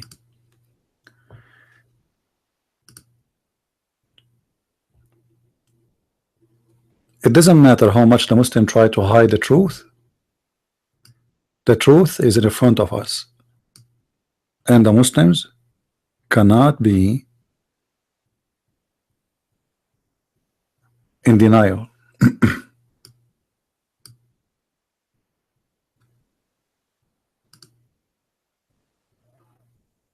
Who wanna call?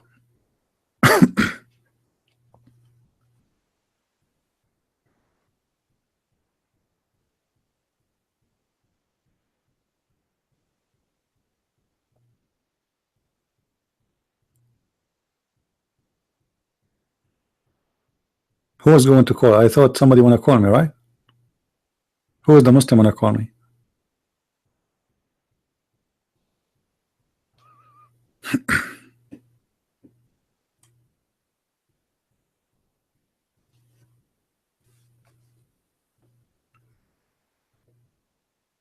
No, where is the Muslims? Who is the Muslim wanna call me?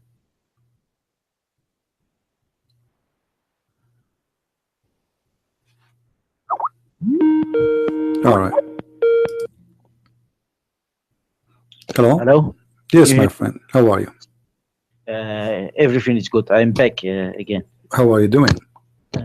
everything is good. I want to talk about Genesis 1, about the chapter about the and God said, "Let there be light," and there was light, and God saw the light, and that it was good, and God divided the light from the darkness, and the rest of the verse.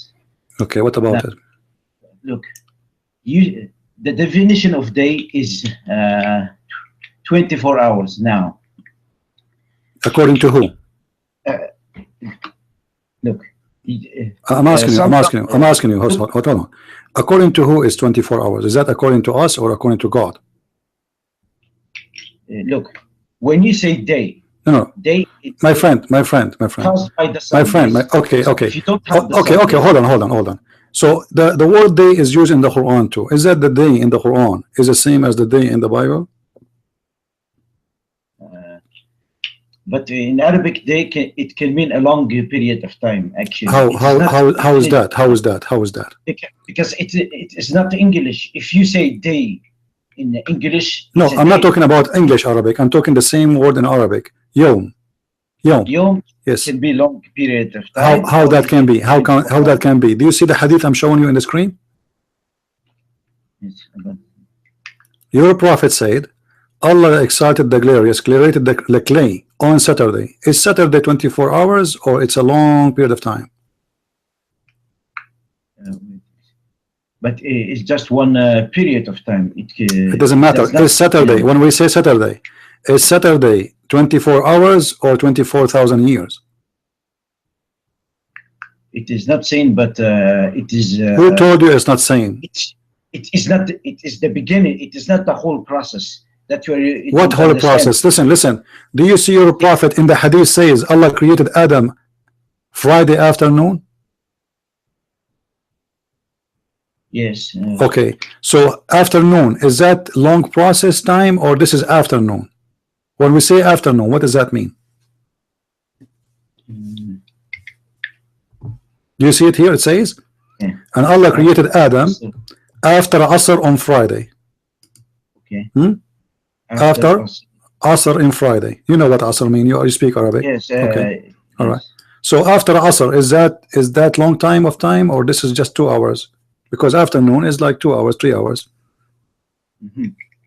So obviously this is not long time of a long period of time. It's just a normal day.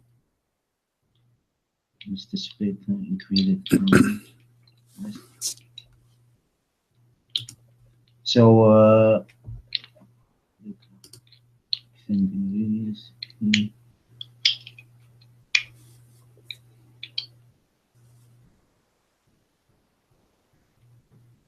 so this is the creation that's talk about the Quran, connected to the Quran, I think.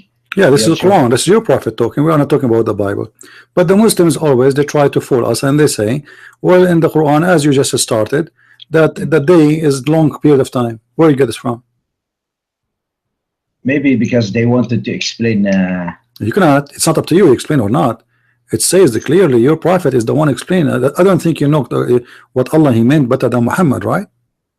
Yes. Okay, so he's saying to you, Allah created the clay in Saturday, the mountains in Sunday, the trees in Monday, the bad things in Tuesday, the light in Wednesday, the animals He spread in Thursday, and He created Adam Friday afternoon. As simple as that. So why all this game and etc.? The only explanation I can give to that is that maybe it is not the whole process, but just the time of the beginning. My friend, what now? Not the whole process. The best explanation. He just he counted everything. He counted the trees, the earth, the mountains, the human being, and the light. And at the end, he made Adam, and then he went up to heaven. That's it. This is the whole process. It is not telling you, but it is 6 days. It says actually here. It says here. In the hadith, it says 7 days, not 6. Oh, 7 days. Yeah, because if you count from Saturday to Friday, this is 7 days. Which means Muhammad, he made a mistake, obviously. And this is additional proof that he cannot be a prophet, because a prophet, he should remember that he said before in the Quran that Allah created the earth and the heaven in 6 days. Right? Yes. Okay, so how this happened? How you are a prophet and you say make such a mistake? You see, I am a human being who is not a prophet. I can make such a mistake, but supposedly Muhammad is guided by Allah, and supposedly when he speak about God, he is always ma'soom, protected, right? Yeah. So how he makes such a mistake? Same time, let me ask you a very simple question. Which one Allah created first? The trees and the water and the substance of the earth, or the stars? I don't think it is mentioning by. It is. I think it's saying. It is not in order. It's just saying it created in that. I think. No, it says in order. Let me show you, my friend. Let me show you. If we go right now in the Quran, let us go first. You know the word thumma, or yes? What thumma means simultaneously. No, it doesn't mean that, my friend. And no, it doesn't mean that. Doesn't mean that. Do you want to show you from the dictionary? Thumma mean and after that, and after with a while of time, not right away. All right. Thumma does not mean in the same time. That's false. I can show you right now in front of your eyes in dictionary. Do you want me to show you that? Show me, maybe I will understand it better. All right, no problem. Let me go to the dictionary. I will open the dictionary.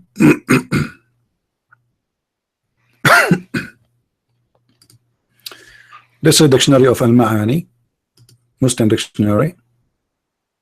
I will type the word thumma here in front of your eyes. Look with me, please. This is thumma. This is the answer. All right. Do you see it? After that, later on, furthermore. Do you see it? It's in the Quran. It's a word. All right. But look at after that or therefore. Okay. Yeah. What therefore? Okay. Immediately after, towards, later. Then. Let me try to take this thing from sky. Like they have those signs here. Let me clear it out. Okay. Now let us say it more clear. Here we go. We can go to the Arabic dictionary if you want, as long as you speak Arabic. But it's obviously I understand some words. No problem. After that time, actually, literally in Arabic, in official Arabic, thumma is a conjunction which is long after, not right away after. There's a Muslim page in Facebook in YouTube. Actually, we were just showing it in the screen. Here we go. This is the page of the Muslim guy. He was saying this. Read with me. This is a Muslim teacher teaching Arabic in YouTube. Read with me. Says thumma is a conjunction that usually indicate order and an extensive period of time. Fa is something we add for something happen right after, short period, right? So in Arabic I say I went to the school, ذهبت إلى المدرسة ثم بعد ذلك ذهبت إلى السوق. That means there's a period of time between them, not right away. If I want to say right after, I say fa, and you speak Arabic like me. Do you agree? But you see, do you think maybe the Arabic change? I don't know about. No, my friend, the Arabic is Arabic, and don't come on. What change? No, thumma is the grammar thumma. is changing. No, okay, but okay, no problem. Let us say for the sake of argument, the Arabic it changed. The verse and the Quran, my friend, explain itself. The verse in the Quran, it is showing us it is happening in order. Read with me. Allah is saying, He raised high its height, and He put into right good state. He's talking about what? The heaven, the seven heaven.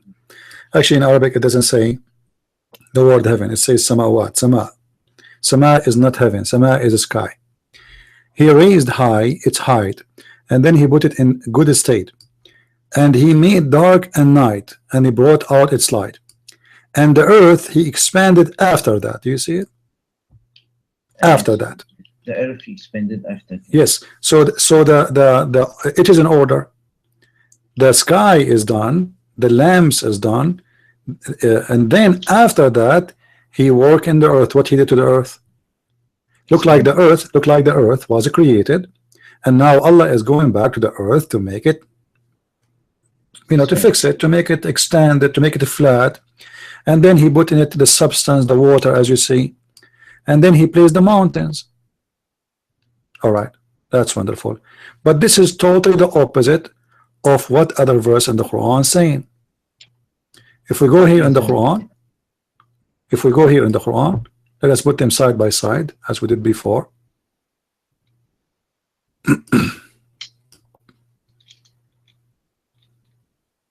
All right, if you read with me here,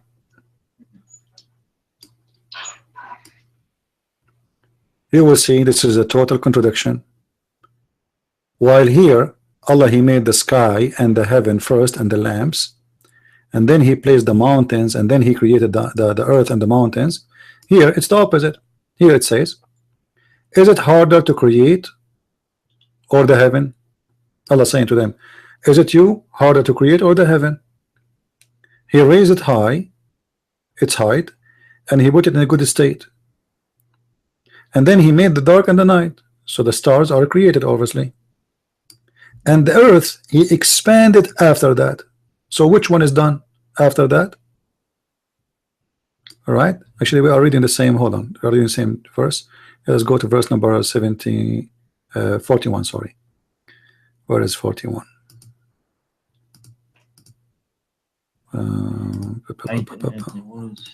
Here we go. This is the one we're talking about, sorry. Verse number, yeah, this is the chapter 79 already we read. Let us go to 41. But look at this. Say Allah, say Muhammad to the disbelievers, verily Allah who created the earth in 2 days. Okay. And then he placed. They explain it like it was inside the 8 days. This 2 days. No problem, but let us see. But let us see first the order. So Allah created the earth in 2 days, and he placed the mountains in it. And then he put the measure of all things and the substance, which mean waters, trees, grass, etc., in 4 days. Then he turned into the heaven, and the heaven was a smoke. So based in chapter 41, Fusilat, there was nothing in the heaven yet when the earth was completely completed. There's substance, there's water, there's grass, there's trees, there's mountains. This is in chapter number 41. In chapter 79 is the opposite. Allah created the earth first.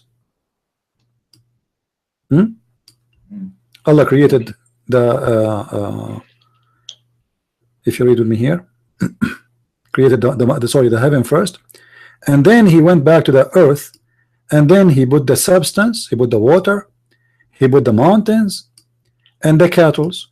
But this is totally opposite from this, because here it says after Allah he put the mountains and the substance and etc., then he turned into the heaven when it was a smoke, and he said into it and to earth, come, both willingly or not. And then he ordained the 7 heavens, 7 skies in 2 days, and he inspired each heaven its mandate. So now in the last stage in chapter 41, Allah is making the heaven complete. So he made 7 heavens, and he gave every heaven the mandate of it, and then after that he created the lamps, and this was in the lowest heaven. So in chapter 41, the heaven was finished at the end, the lamps was the last thing to be created. In chapter 79, it was the opposite.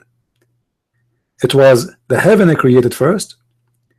The lamp is like the sun. The lamps, when you say the lamps, is the sun, yeah, sun and the stars, right? So in chapter 79, the earth was created. The heaven was created first, and then Allah he made the dark and the night, and he brought the light out, which means the lamps, and then after that he worked in the earth. But this is the opposite of what it says in chapter 79. You know, I mean, between 41 and 79. So I don't know how I need to be explain that more than this. It's very simple. As an example, when the mountains was created according to chapter 79, the mountains was created. Focus with me in the mountains, so we can learn. The mountains was created, and then after that, sorry, after that he created the cattle. So the cattle and the mountains was the last to be created, the last thing. But already the sky was created, as you see, and the light was created, and the night is created. Okay, so what we took now, that mountains was the last thing to be created, and then after that the cattle. So the mountain and the cattle is the last thing. If we go here, we will see the opposite. All right, Allah created the earth in 2 days, then he placed in mountains. So the mountains was the second thing to create after the earth. But in chapter 41, 71, 79, the mountains, it was almost the last before the cattle. I think you can see the difference, right? Yes. So it is a total contradiction. Which one of them is correct? And now forget about if it's a day or it's an hour or it's 1 billion year. It doesn't matter no more. There's no way that God, he don't remember which one was first. If this God is talking, he will remember that the mountain. Does the word thuma used in the left side, or? My friend, we can go to the Arabic. You want me to go to the Arabic? Yes. I will go to Arabic, both of them. Hold on. All right. We go to the Arabic and we do this. After that, can we go back to the Bible about the Genesis? You know, let us focus in. Oh yes, in your Quran. after that, maybe later. I don't know. Yeah, my friend. As you wish. My program is about Islam. There's a brother. His name is Sam Shamoun. If you like, I advise you to go and ask him anything you want about the Bible. He loves to talk about the Bible. All right. Now, we are.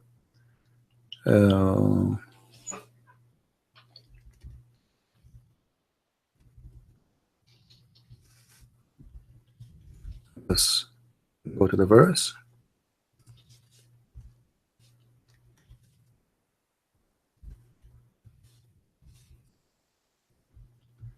All right.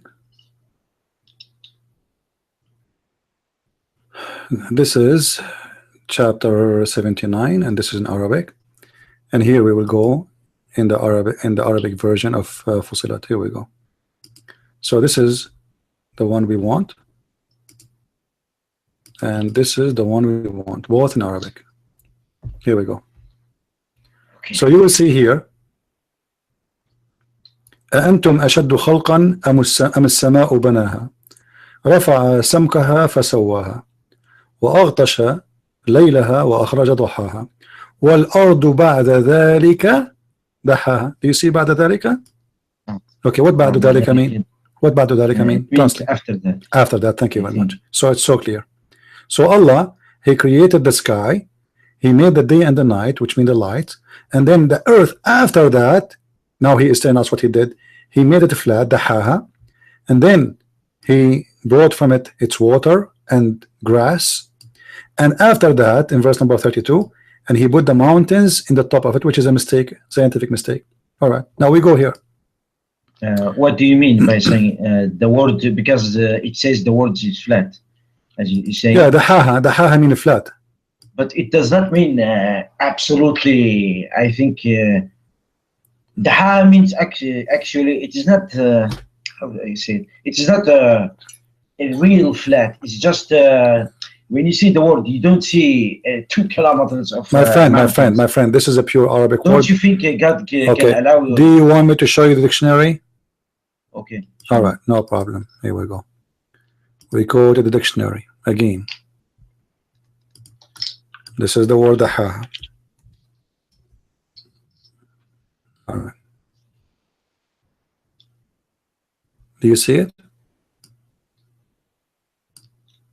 Yes. He stretched it, he spread it. This is something you say when you do make your mother, she make a dough, she want to make a bread. All right. So she put her piece of wood, you know, على العجين, huh? Ah, You know what I'm talking about? So yes, you do the I ha. know. So you push it and you spread it out. This is what it says. So the But earth, spread out does not mean flat. no That is the flat, my friend. problem. It's flat. You see, Spread out flat. You cannot spread out something not flat. It has to be flat. When you stretch something, how you stretch it? You push from the you pull from the right, you pull from the side if it's a rubber or let us say a sheet. In the case of the DA, you push in the middle in the top of a flat surface, and that will make it take this take the etc. Now we can show you more reference, no problem, that it is flat. Actually, if I show you right now, here we go. I can go to Google translation, Google, you know, and we can go to Arabic dictionary, and you will see that the ha is simply word. We can go actually the same website. Hold on. We can go to Arabic. Here we go. And that will make it more horrible news for you, because in Arabic there's no games. Look, read with me. دحاها mean بسطها وأوسعها لسكن أهلها. Do you see it? Okay, what بسطها mean? Read. دحى الأرض يدحوها دحوا بسطها. Translate please to everybody. بسطها وأوسعها لساكن أهلها. Yeah, what does that mean? Translate. أوسع من الأرض. What when it says دحى الأرض يدحوها دحو البسط. What البسط mean?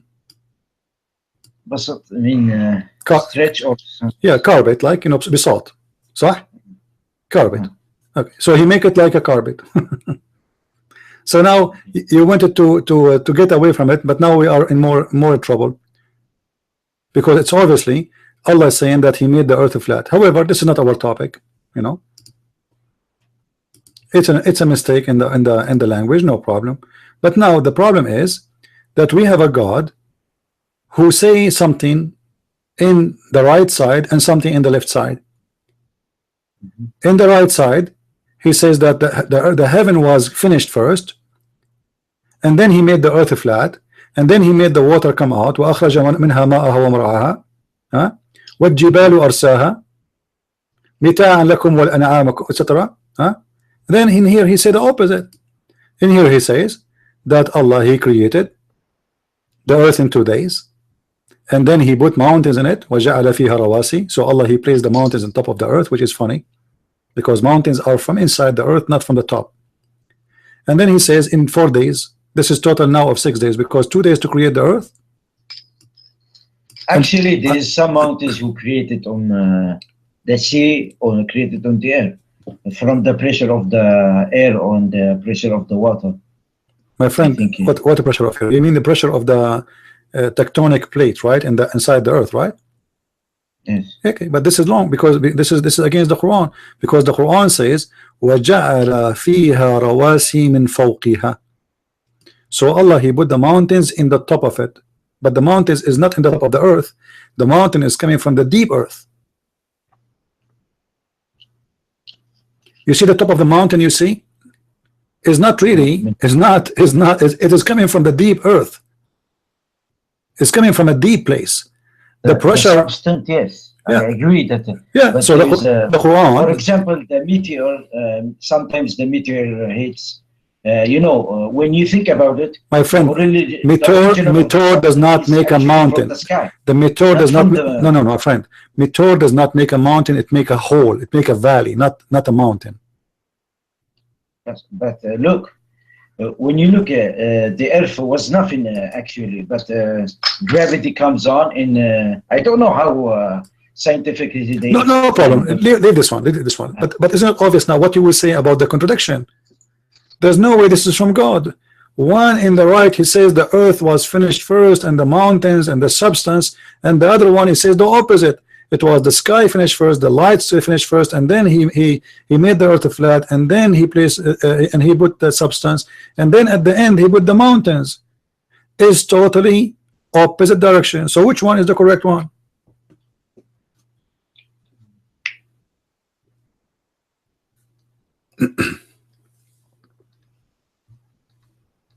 What do you think?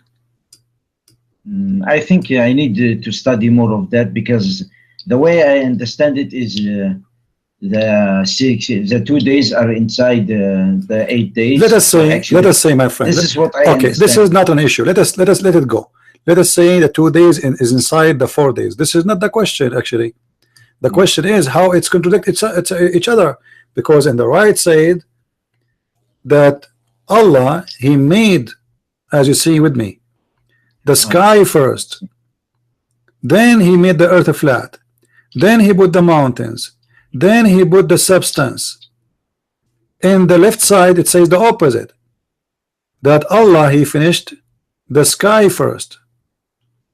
All right, sorry, he finished, he created the earth first, and then He put the mountains in the top of it, and then He went to the sky, and the sky was smoke, and then He made 7 skies, and then He made in 7 skies lamps.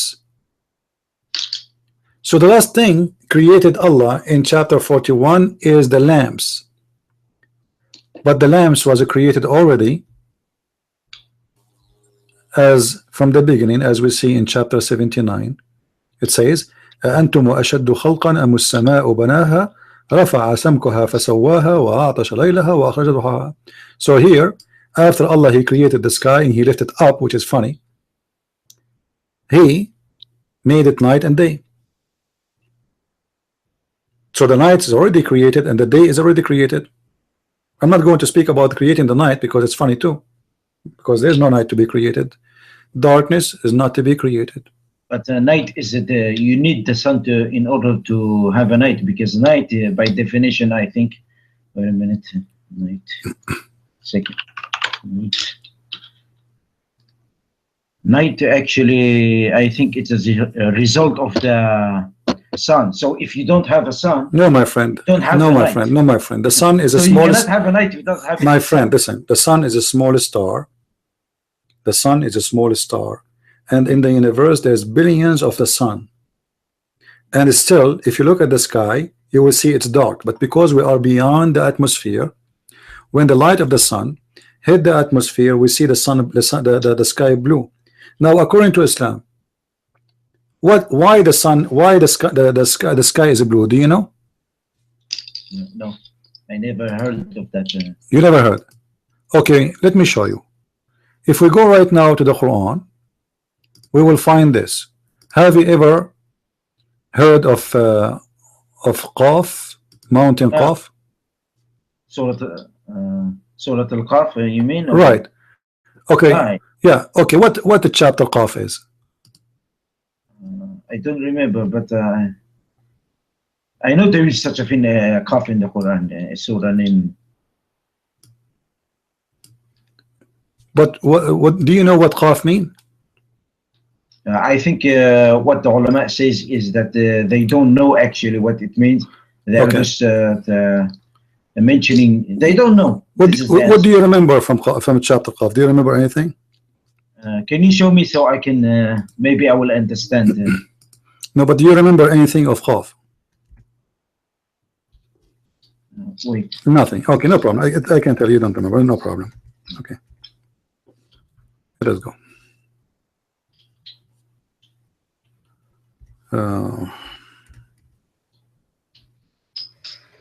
Make the page full page. All right.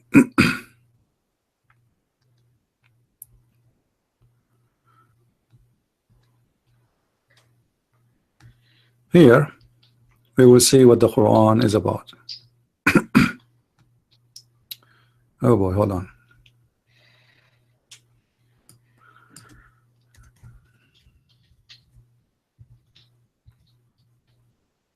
Chapter 50, verse number 1. Do you see it? Qa wal Quran al Majid. Is it clear for you? Wait. Qa wal Quran al Majid. Okay. Majid. All right. Let us see what Qa wal Quran al Majid mean. We go.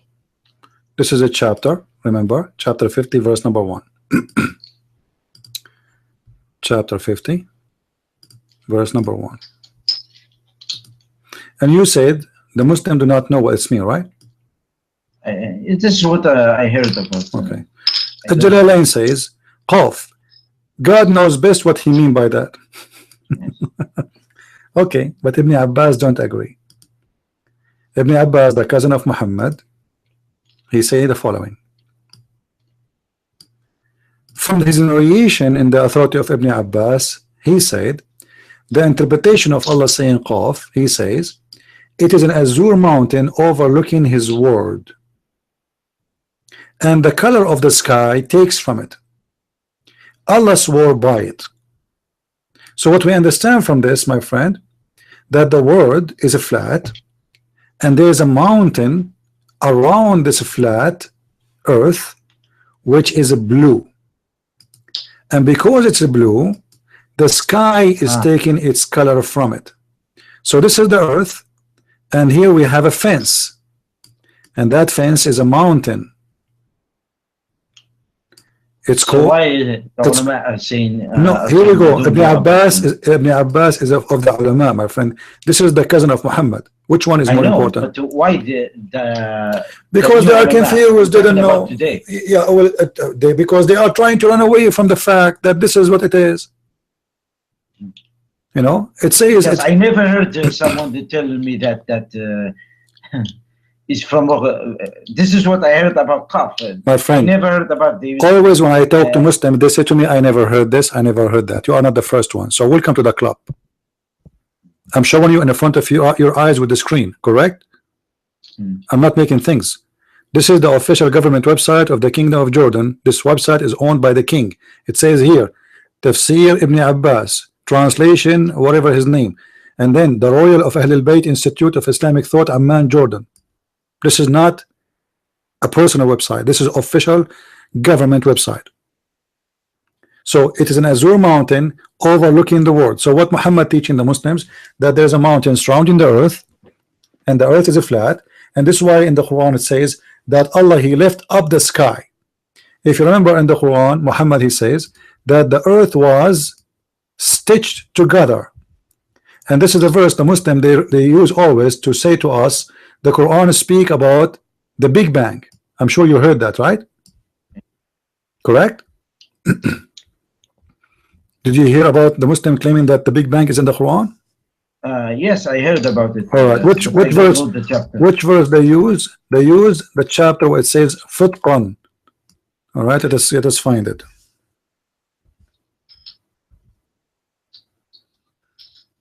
All right.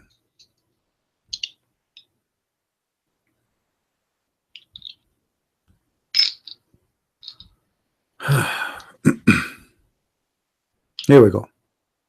Chapter 21, verse number 30. It says, أَوْلَمْ يَرَى الَّذِينَ كَفَرُوا أَنَّ السَّمَاءَ وَالْأَرْضَ كَانَتَا رِتْقًا فَفَتَقْنَاهُمَا. All right. What does that mean? The earth, asunder, I think. Yeah, the earth and the heaven, they used to be stitches together. Stitched. So what happened? What happened is the following.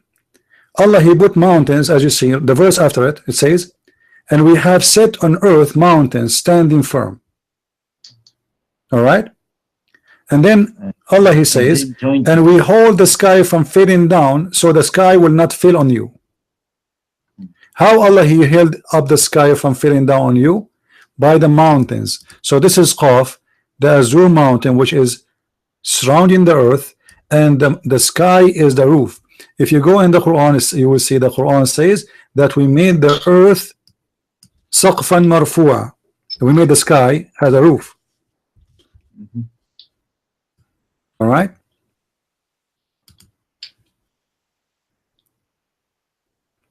وَجَعَلْنَا السَّمَاءَ سَقْفًا مَحْفُوظًا. We made the sky protected roof. The Muslim, they try to say this is about the atmosphere, because God, he protect the atmosphere from, you know, that this is about the opposite, that the genie and mankind, they cannot get out of the earth. All right, let us continue. وَالسَّقْفُ الْمَرْفُوعَ, chapter 52, verse number 5. So this was a roof, used to be down, and Allah, he lifted up. Do you see it? Yes. Okay, where the sky was down, is the sky is lifted up? Do you think the sky is lifted up? Lifted up. Yeah. because it says سقف مرفوع. In Arabic is a simple Arabic. The sky is lifted up. For what is the meaning of lifted up? I don't. Well, it says lifted up. It's mean I put it up. It was down, and I. Like So they say it is a Big Bang. You have seen. Forget about the big man right now. I'm asking you. When the Quran says the sky, Allah He lifted up, is that a true statement? Is that correct? That the sky, Allah He lifted up? In order to say no, we know, because we are inside the sky and nothing changed. The sky is not lifted up. We are just a small dust inside the sky. How we are lifted up? Do you know how small the earth inside the space? Small, tiny dust. Dust is not even a dust. So how you can lift the sky from the earth? We are in the sky. We are inside a crazy, huge space. Because, we have different skies. I mean, we have different. Doesn't matter, my friend. Doesn't matter. We are inside. It doesn't matter. No, we are inside the sky. Okay, let us say we have many skies. No problem. But the sky, we are inside it. It's inside it. We are inside it. So Allah, He lit the sky. Allah, He said He made 7 skies, right? Yes. Okay, 7 skies, and we have a lowest sky. So the lowest sky is the one we are close to it. Is it lifted up? No, we are inside it. But the chapter in the Quran does not talking about the sky. Who is just talking about in general. It does not say the. No, it says that He lifted up the sky. It's very simple. You speak Arabic, I speak Arabic. Read it. وَالسَّقْفُ الْمَرْفُوعُ. It is a lift up roof. You know, and then in different verse He said Allah He hold the sky so the sky will not fall on you. But it does not mean in physical form. No, it means a physical form, my friend. How you know it's not mean? Everything is physical here. Are you telling me that actual God is holding? Maybe it is the angels. Yes, Allah is holding it. Yes, here we go. It says وَيُمْسِكُ السَّمَاءَ أَن تَقَعَ عَلَى الْأَرْضِ. Do you see it? The very simple, clear Arabic. And He is holding the sky from falling in the earth. Do you see it? Chapter 22, verse number 65. He is holding the sky from falling on us. Yeah. So how that is? And here He says, like, look at the guys at the first translation. They put between 2 brackets rain. What rain? It says He hold the sky. Hold the sky. There's no rain there. That's false. So He is holding the sky from falling on us. How He is holding the sky? Yes, there is no rain actually. Huh? Yeah, there's no rain. What is the word rain for Arabic? I forget. Matar. Matar. Yeah, yeah. So Allah He hold the sky from falling down. Explain to me how this happened. Where the sky fell down? We are inside the sky. We are swimming in the sky. Okay, I got it. All right. Yeah. So now we have endless contradiction. Which one is not convincing for you? Are you still wanting to be a Muslim after this? After all this disaster? Be honest with yourself. I am thinking about maybe there is explanation. I don't know. My friend, find me the explanation. I'm showing you the explanation. Don't you see? I'm showing you. Actually, the explanation will make it more horrible. Trust me. The explanation will make you run away from Islam. I know some people who left, but because what about God?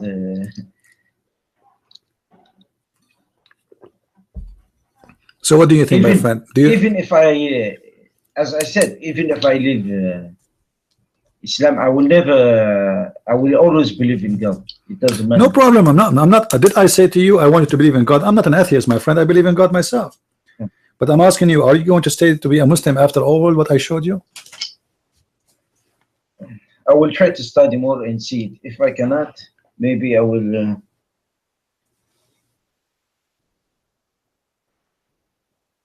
I don't know. Are you shy to say I am out of Islam? Say it, man. Obviously, Muhammad is a false prophet. You do not need to you know, it's obvious. You can delay and you can try to fool yourself, and you can say later. And I mean, it's obvious.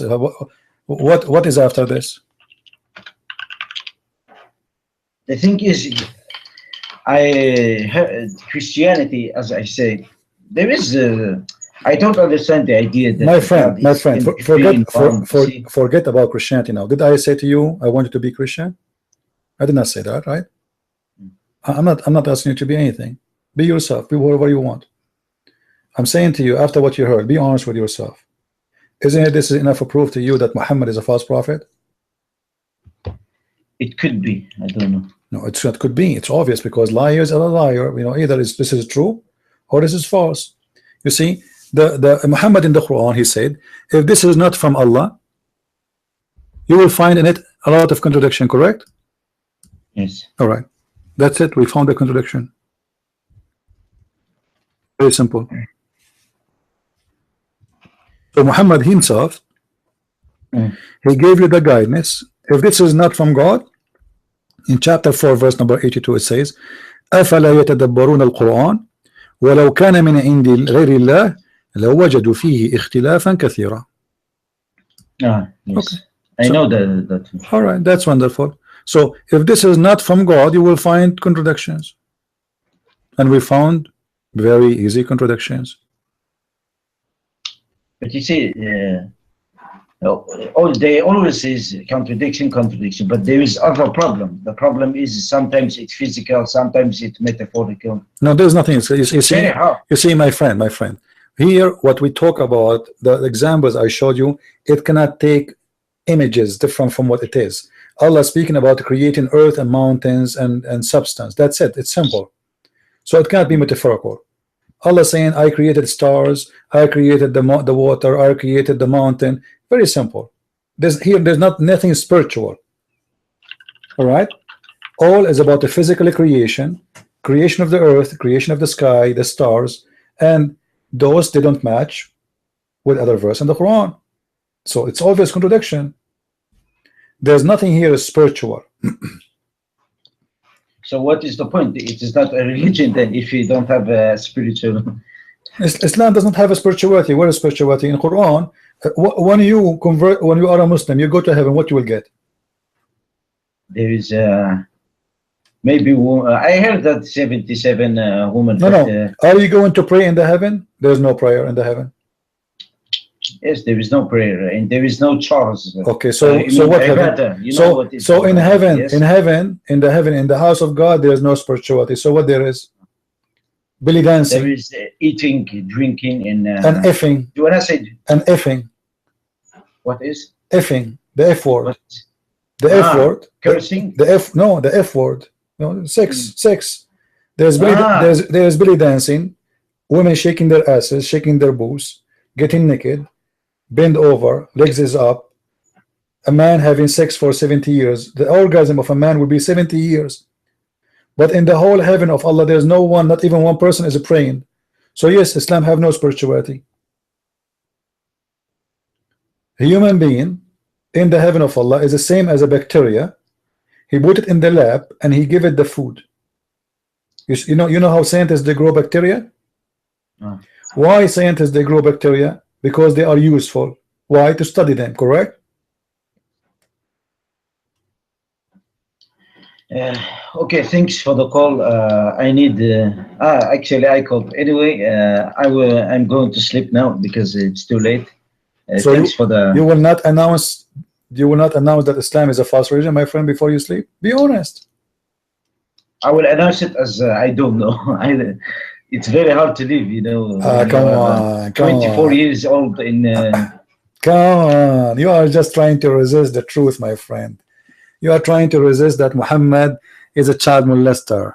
Trying to resist that this guy, he made a chapter about his testicles. Have you ever heard of a prophet of God?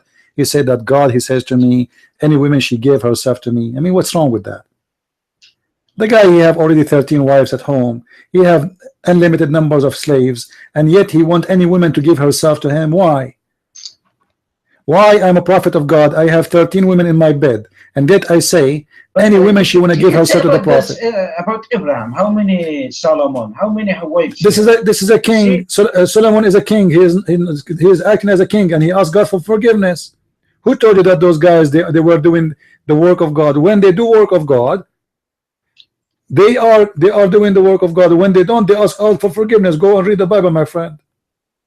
David, he cried for God, asking for forgiveness. Who said that David was doing the perfect work of God? He did not say, David did not say that God said to me, go and have hundreds of women. Did he say that? No, listen, my friend. Did David say, I receive a verse from God saying to me, any woman she want to open her legs for me? Did he say that? No. Okay, so it's David, he commits sin, he's a sinner. Prophets in Christianity, they are sinners the same as a human being. They commit sin too. The Bible says clearly, no good but God, which means I am not good, you are not good, prophets are not good, only God is good, and that is Jesus. Jesus never commits sin. So David commits sin and he asks God for forgiveness. Solomon commits sin. Every human being commits sin, but they are asking God for forgiveness. Muhammad, he commits sin and he make it as order from God to commit sin. He did not say, I am the one who want to have sex with the women. He claimed that his God gave him a verse saying any woman she want to give herself, which is obvious that Muhammad is using God for the benefit of his sexual activities. And there's no reason for that. I mean, he have already a lot of women.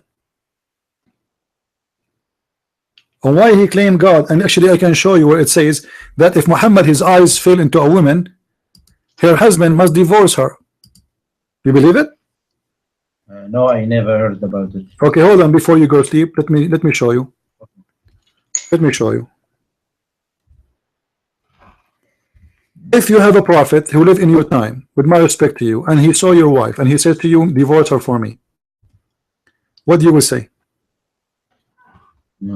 I will say that he is not a good person. He's very bad. Only bad? You will say only bad, or you will say he's a scumbag? Scumbag too. All right. Well, thank you for saying that. At least we got an answer from you. All right. Read me, please. This is Tafsir Al-Qurtubi. I'm going to show it to you in Arabic.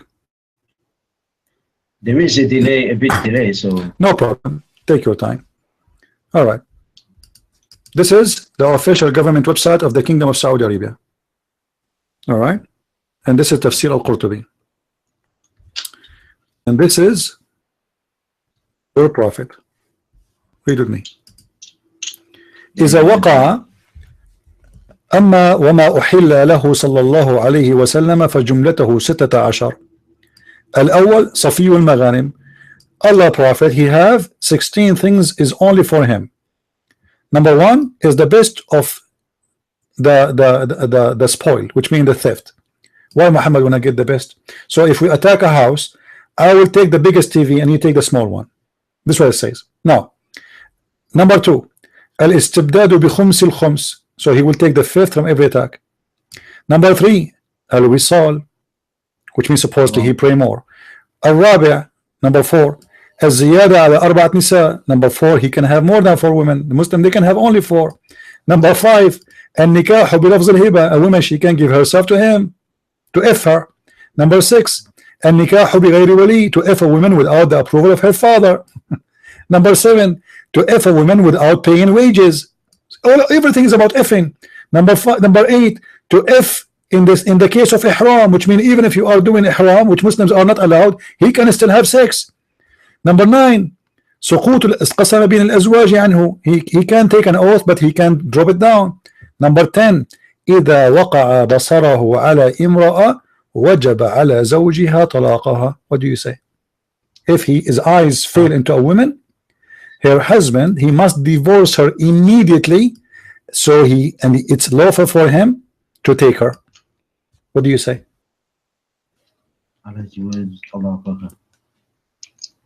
It does not make any sense. I'm sorry. It doesn't make any sense. I know. A second ago you said if someone he says that, he is a scumbag. A second ago, I want to remind you, and you are a man. You are a man of his word. You are the one who said, if a man he says to you that your wife, he saw your wife, with my respect to your wife, if you are married, and he says to you, I like your wife and you must divorce her so I can sleep with her.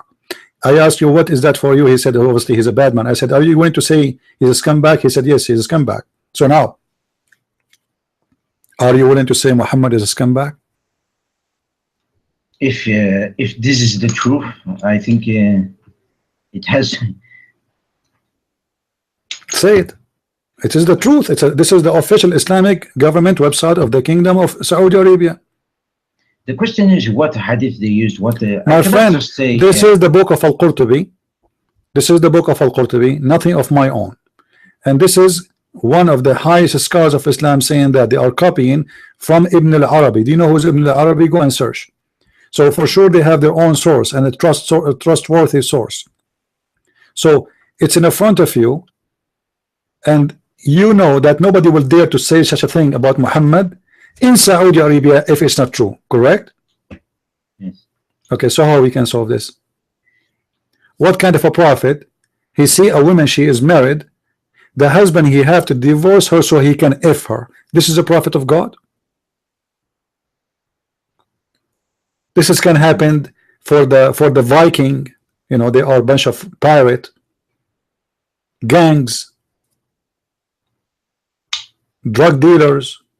The one who is more powerful, he take the women of the other guy. That can't be a prophet of God. And the woman, she is married. Do you see it says Zawjaha, she is married. And this is exactly what he did to his own son. This is why it says قال ابن العربي هكذا قال إمام الحرمين وقد مضى ما للعلماء في قصة زيد من هذا المعنى. Zayd, he was his adopted son. And Muhammad, his eyes fell into her, and he said to her, my heart is beating for you. But didn't say that Zayd actually divorced. It doesn't matter, my friend. Zayd divorced her because now he knew that Muhammad, he want her. As you see, that's why they're explaining. His eyes fell into her, and then he flirted with her. He said to her, Subhanu mu'allif al-qulub. You know, he flirted. Imagine a man, he come to your house and he flirt with your wife. What do you say? Probably I will kick his ass. Properly, you will kill him. Yes. You know, this is what Muhammad he did. So I don't know if you don't want to say Muhammad is a false prophet. Obviously, it's up to you. But there's no way that the prophet of God, he will make such a chapter 50, chapter Al-Ahzab, verse number 50, where it says, oh, holy prophet, we are made lawful for you, your cousin and the cousin of your cousin and the cousin of etc., and the women who immigrate with you, and any woman she give herself, so you can F her. And this is a license only for you. I mean, God, he give license only for Muhammad about effing.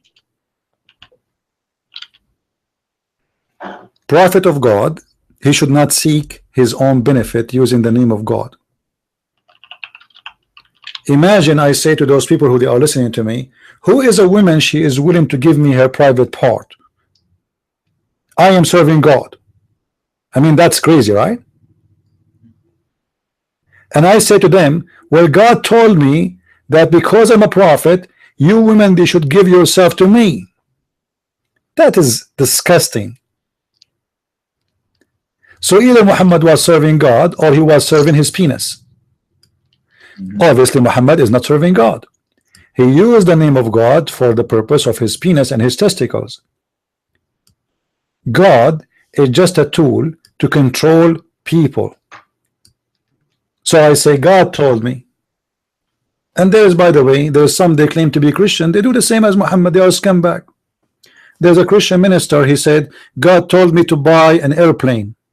He want the Christian to donate for him to buy him an airplane. Here we go. He's the same as Muhammad. Those people are always exist, but they are satanic. It doesn't matter what religion they claim to belong to. It doesn't matter what the name of the God they belong to. They claim, but obviously they are using the name of God for the benefit, either about money. As you see, Muhammad, he used God for the benefit of money, benefit of sex, benefit of power, benefit of authority, and he is above everybody. People, they can have 4 wives, he have unlimited number if you want. People, they cannot have marriage without witnesses. Muhammad, he can have a marriage without witnesses. Who need witnesses? When he took Zainab to his wife, as his wife, he took her home. Zainab, she said, where is the witnesses? He said, Allah and Jibril is my witnesses. If a Muslim man, he have sex with a woman without witnesses, his marriage is not accepted and he will be killed, or let us say, at least if he is considered as single, he will be lashed. Muhammad taking a woman from her husband and sleeping with her, and the witness is God. Anyway, before I leave, I want to talk about the. I don't want to. I'm just saying. I pray for the people who died when there was the attack on Los Angeles. I think I want to pray for them. May God bless them. Thank you, my friend. We won't see this horrible.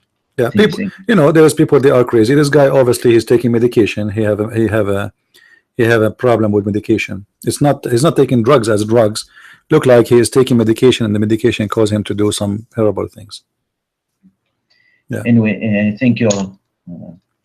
Thank you for the call. You're welcome, my friend. Welcome. Thank you for calling. And if you have any question, let me know. All right. Okay. All right. Thank you. Thank you. God bless.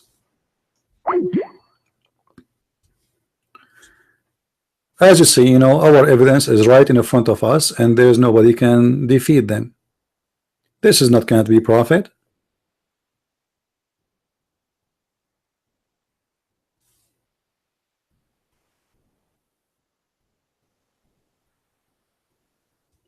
There's no way this person is a prophet.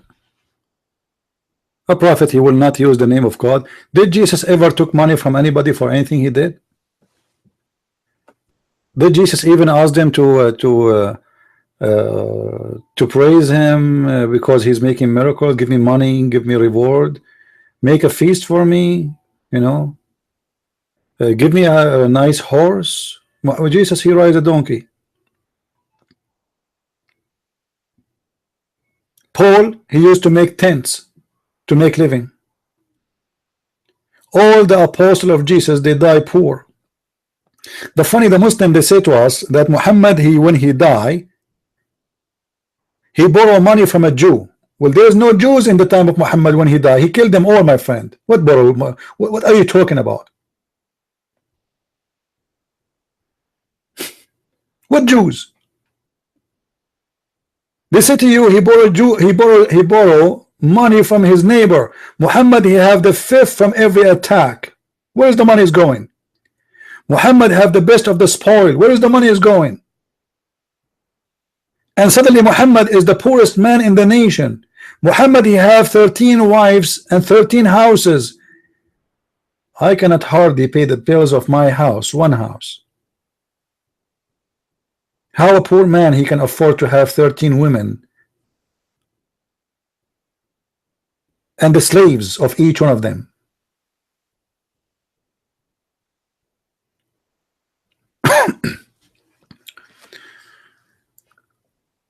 Always Muslims, they try to run into denial, and they try to avoid answering the simple question: if your prophet is a prophet, why he is using God for the sake of his testicles? I see there's one purpose of Islam, it is the pocket and the testicles of Muhammad. There's no other purpose.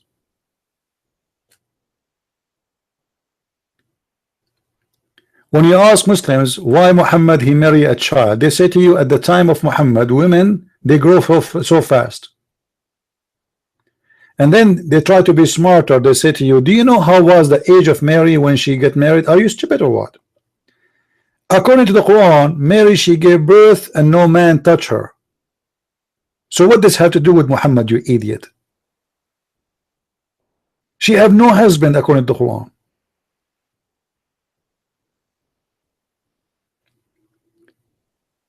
Name for me one thing is filthy in this earth Muhammad did not do. From rape, theft, killing, lying, stealing. Even he claimed that his cousin raped him. He said, وَأَمَّا إِبْنُ عَمِّي فَقَدْ هَتَكَ عَرْضِي. His cousin and his son-in-law, they came to visit him. He said, I don't want to see them. Why? He hataka ardi. What hataka ardi mean? Any Muslim who speak Arabic, he knew exactly what does that mean. This is a prophet of God.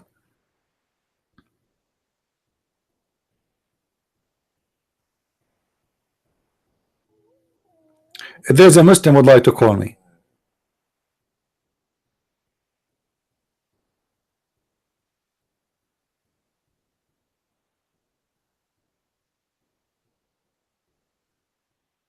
If there is any Muslim, he like to call me.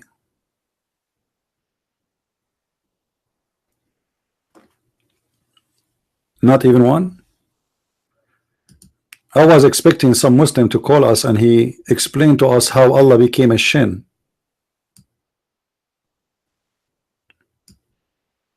I mean, this religion is very weird. They keep saying to us, worship one God, worship one God, worship one God, and then we find that their God is nothing but a shin. We follow one God, we follow one God, we follow one God, and we find that the shin have 5 fingers. Accept this God, accept this God, accept this God, and then we find this God have no spirit, which means he's a dead body. He's a dead shin.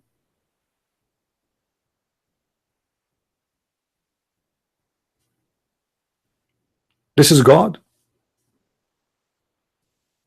This is what all is about. It's a shin.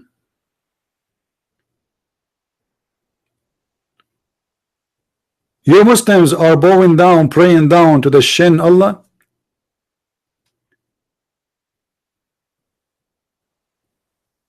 You ask the Muslims, the Quran says he is a samad. They try to explain to you what samad mean. They say samad mean he is not empty from inside. I mean, this is the most stupid answer. He is not empty from inside. Why? They say that Adam, because Shaitan, he found that Adam is empty inside, so he was able to sneak inside him. But he cannot sneak inside Allah because Allah is not empty inside. He is made from concrete. This is God.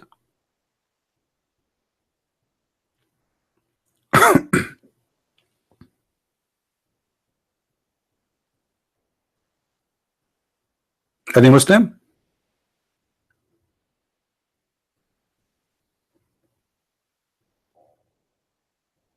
Well, I'm doing my best to spread the truth, my friend, but look like nobody care. You see, I stay many hours, I open many hours, I make many videos. Today I made many videos, but still few people appreciate what we do. But I don't care really. I do it for the sake of the truth, and the truth will set you free.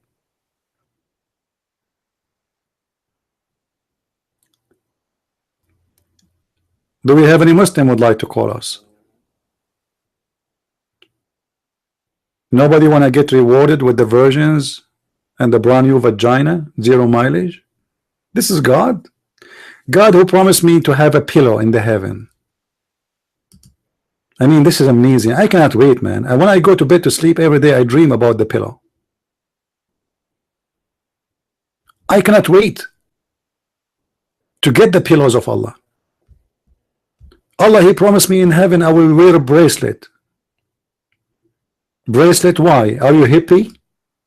Why you want to wear a bracelet?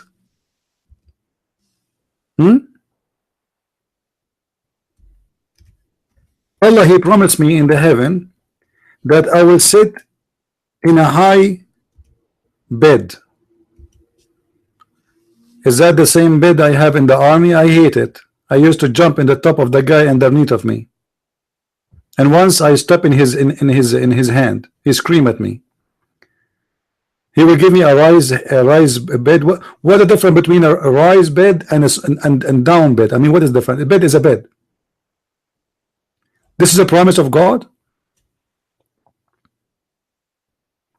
Huh?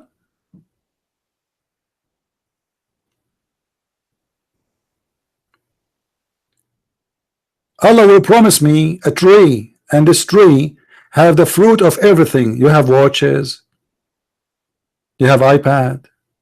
For sure, this is not true. But Allah, according to Muslims, there's a tree is called lotus tree. And this tree is a distance of 100 years if you walk underneath of it. And the leaves of this tree is gold, silver, shoes, clothes.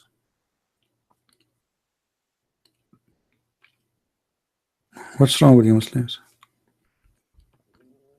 And Allah, He will give me a pillow, and Allah will give me a virgin, and those virgins nobody touched them, and those virgins they have nice boobs. Even Muhammad, he described their boobs, and the Quran described their boobs. And the women, they will be always, all of them, they will be from equal age. All of us, we will have one age. The guys, they will be 33 years old, and maybe the girls, they will be in the age of Aisha.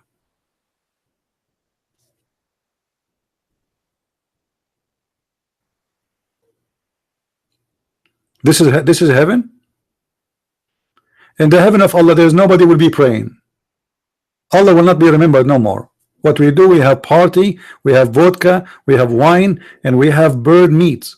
We don't have beef there. And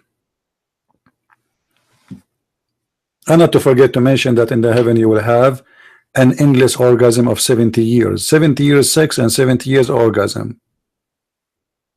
And Allah, He promised you in heaven wealth and luxury. I mean, if we are in the heaven and everything for free, what wealth and what luxury you are talking about? Huh?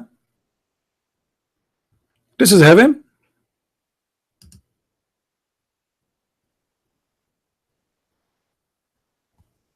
Muslims, anyone want to answer? This is heaven.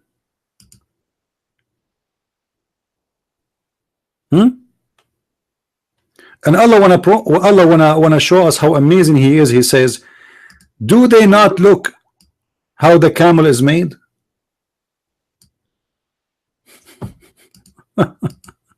How the camel is made. How the camel is made. Is that supposedly will tell me something? And at the sky, how it was raised? Is the sky is raised? And how the mountains is fixed firms? Is the mountains firms? And how the earth is spread out? Is the earth spread out? Every statement is a statement of a crazy guy. None of them is true.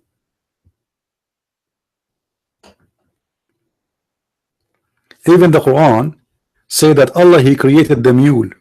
Have you ever heard of God saying, I created the mule for you? Are you sure you created the mule? Because as I know, Mr. Allah, the mule is not created. Because there is nothing is called a mule to be created. To be created, it means there's one first mule was created by you. And there's no such a thing. Mule is the result of having sex between two animals. One of them is horse and the other one is a donkey. So when the Quran says in chapter 16 verse number 8 that it is He, Allah, who created for you the mule, that is a mule statement.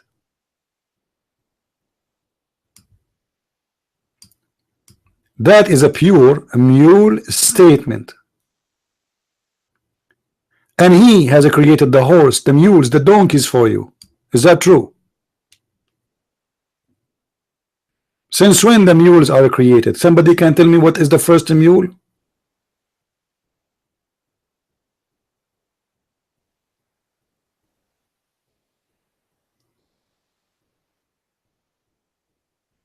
Isn't it obvious that the one who made this statement himself is a mule?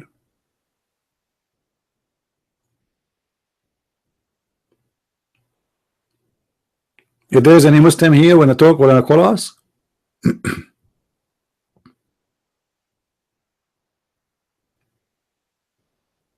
And then it's Allah who sent down the rain from the sky. Are you sure?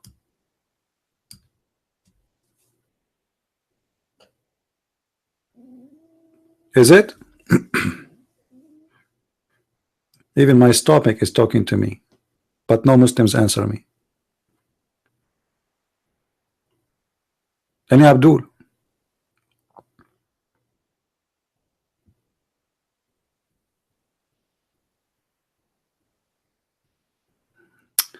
All right, guys, I think we have enough for today. Tomorrow is Wednesday, so we will have our broadcast at 4:30 p.m. I might start at 4, not sure, but between 4 and 4:30. All right. So don't forget to subscribe to our channel if you like what we do, and feel free to contact me if you have a question, and I will be happy to answer you. Not in text. I don't answer in text. I don't have time for text because I receive a lot of text. If I find that your question is worth to be speaking about it, I will do a video about it. And if not, you can ask me when we have a chat here. I would love to answer you when we can. So I want to say thank you for being here. I hope we learned something good today, and I hope the brother who called us, I call him brother because obviously he's trying to open his eyes. I hope he will see the truth, and the truth will set him free. Oh, we have a call. Hold on. Hello? Hello, CP. Yes. Who is with you? Okay. I'm a Christian. I'm Miroslav. I'm calling from Norway, and I'm debating the Muslims in Poland. I was trying to get some Muslims from Poland to call you. All right. One of the girls, she just was scared. Just got me on Facebook. That one was listening to it. I'm losing your voice. I cannot really hear you. If you have many applications, my friend, if your YouTube is running, close it. Yes. Because look like your internet is weak. That's not good. I'm losing your voice. So try to say again what you said, please. It's true. You said you are debating Muslims, okay, and you try to make Muslims to call me. That's what I heard.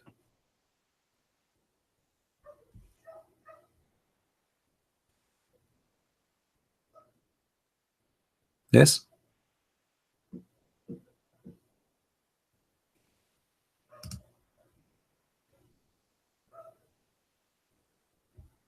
Are you there? Looks like we have a problem from his side.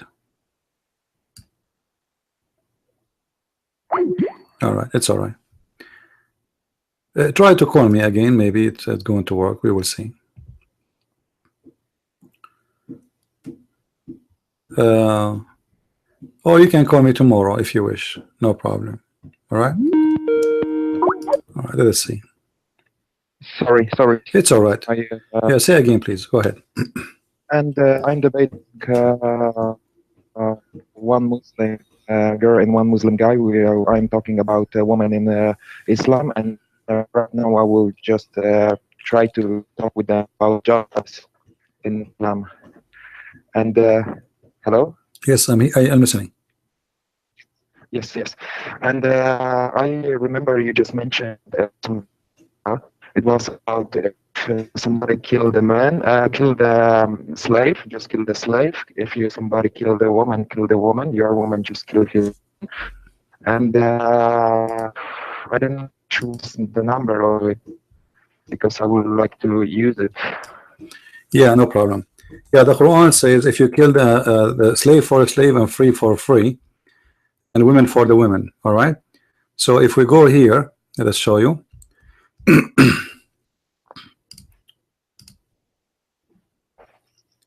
يا أيها الذين آمنوا كتب عليكم القصاص في القتلى الحر بالحر والعبد بالعبد والأنثى بالأنثى. Chapter 2, verse number 178. Chapter 2, verse number 178. I will give you a text in Skype so you don't lose it. All right. I will give you the link. You heard me? Yes. All right. Yeah.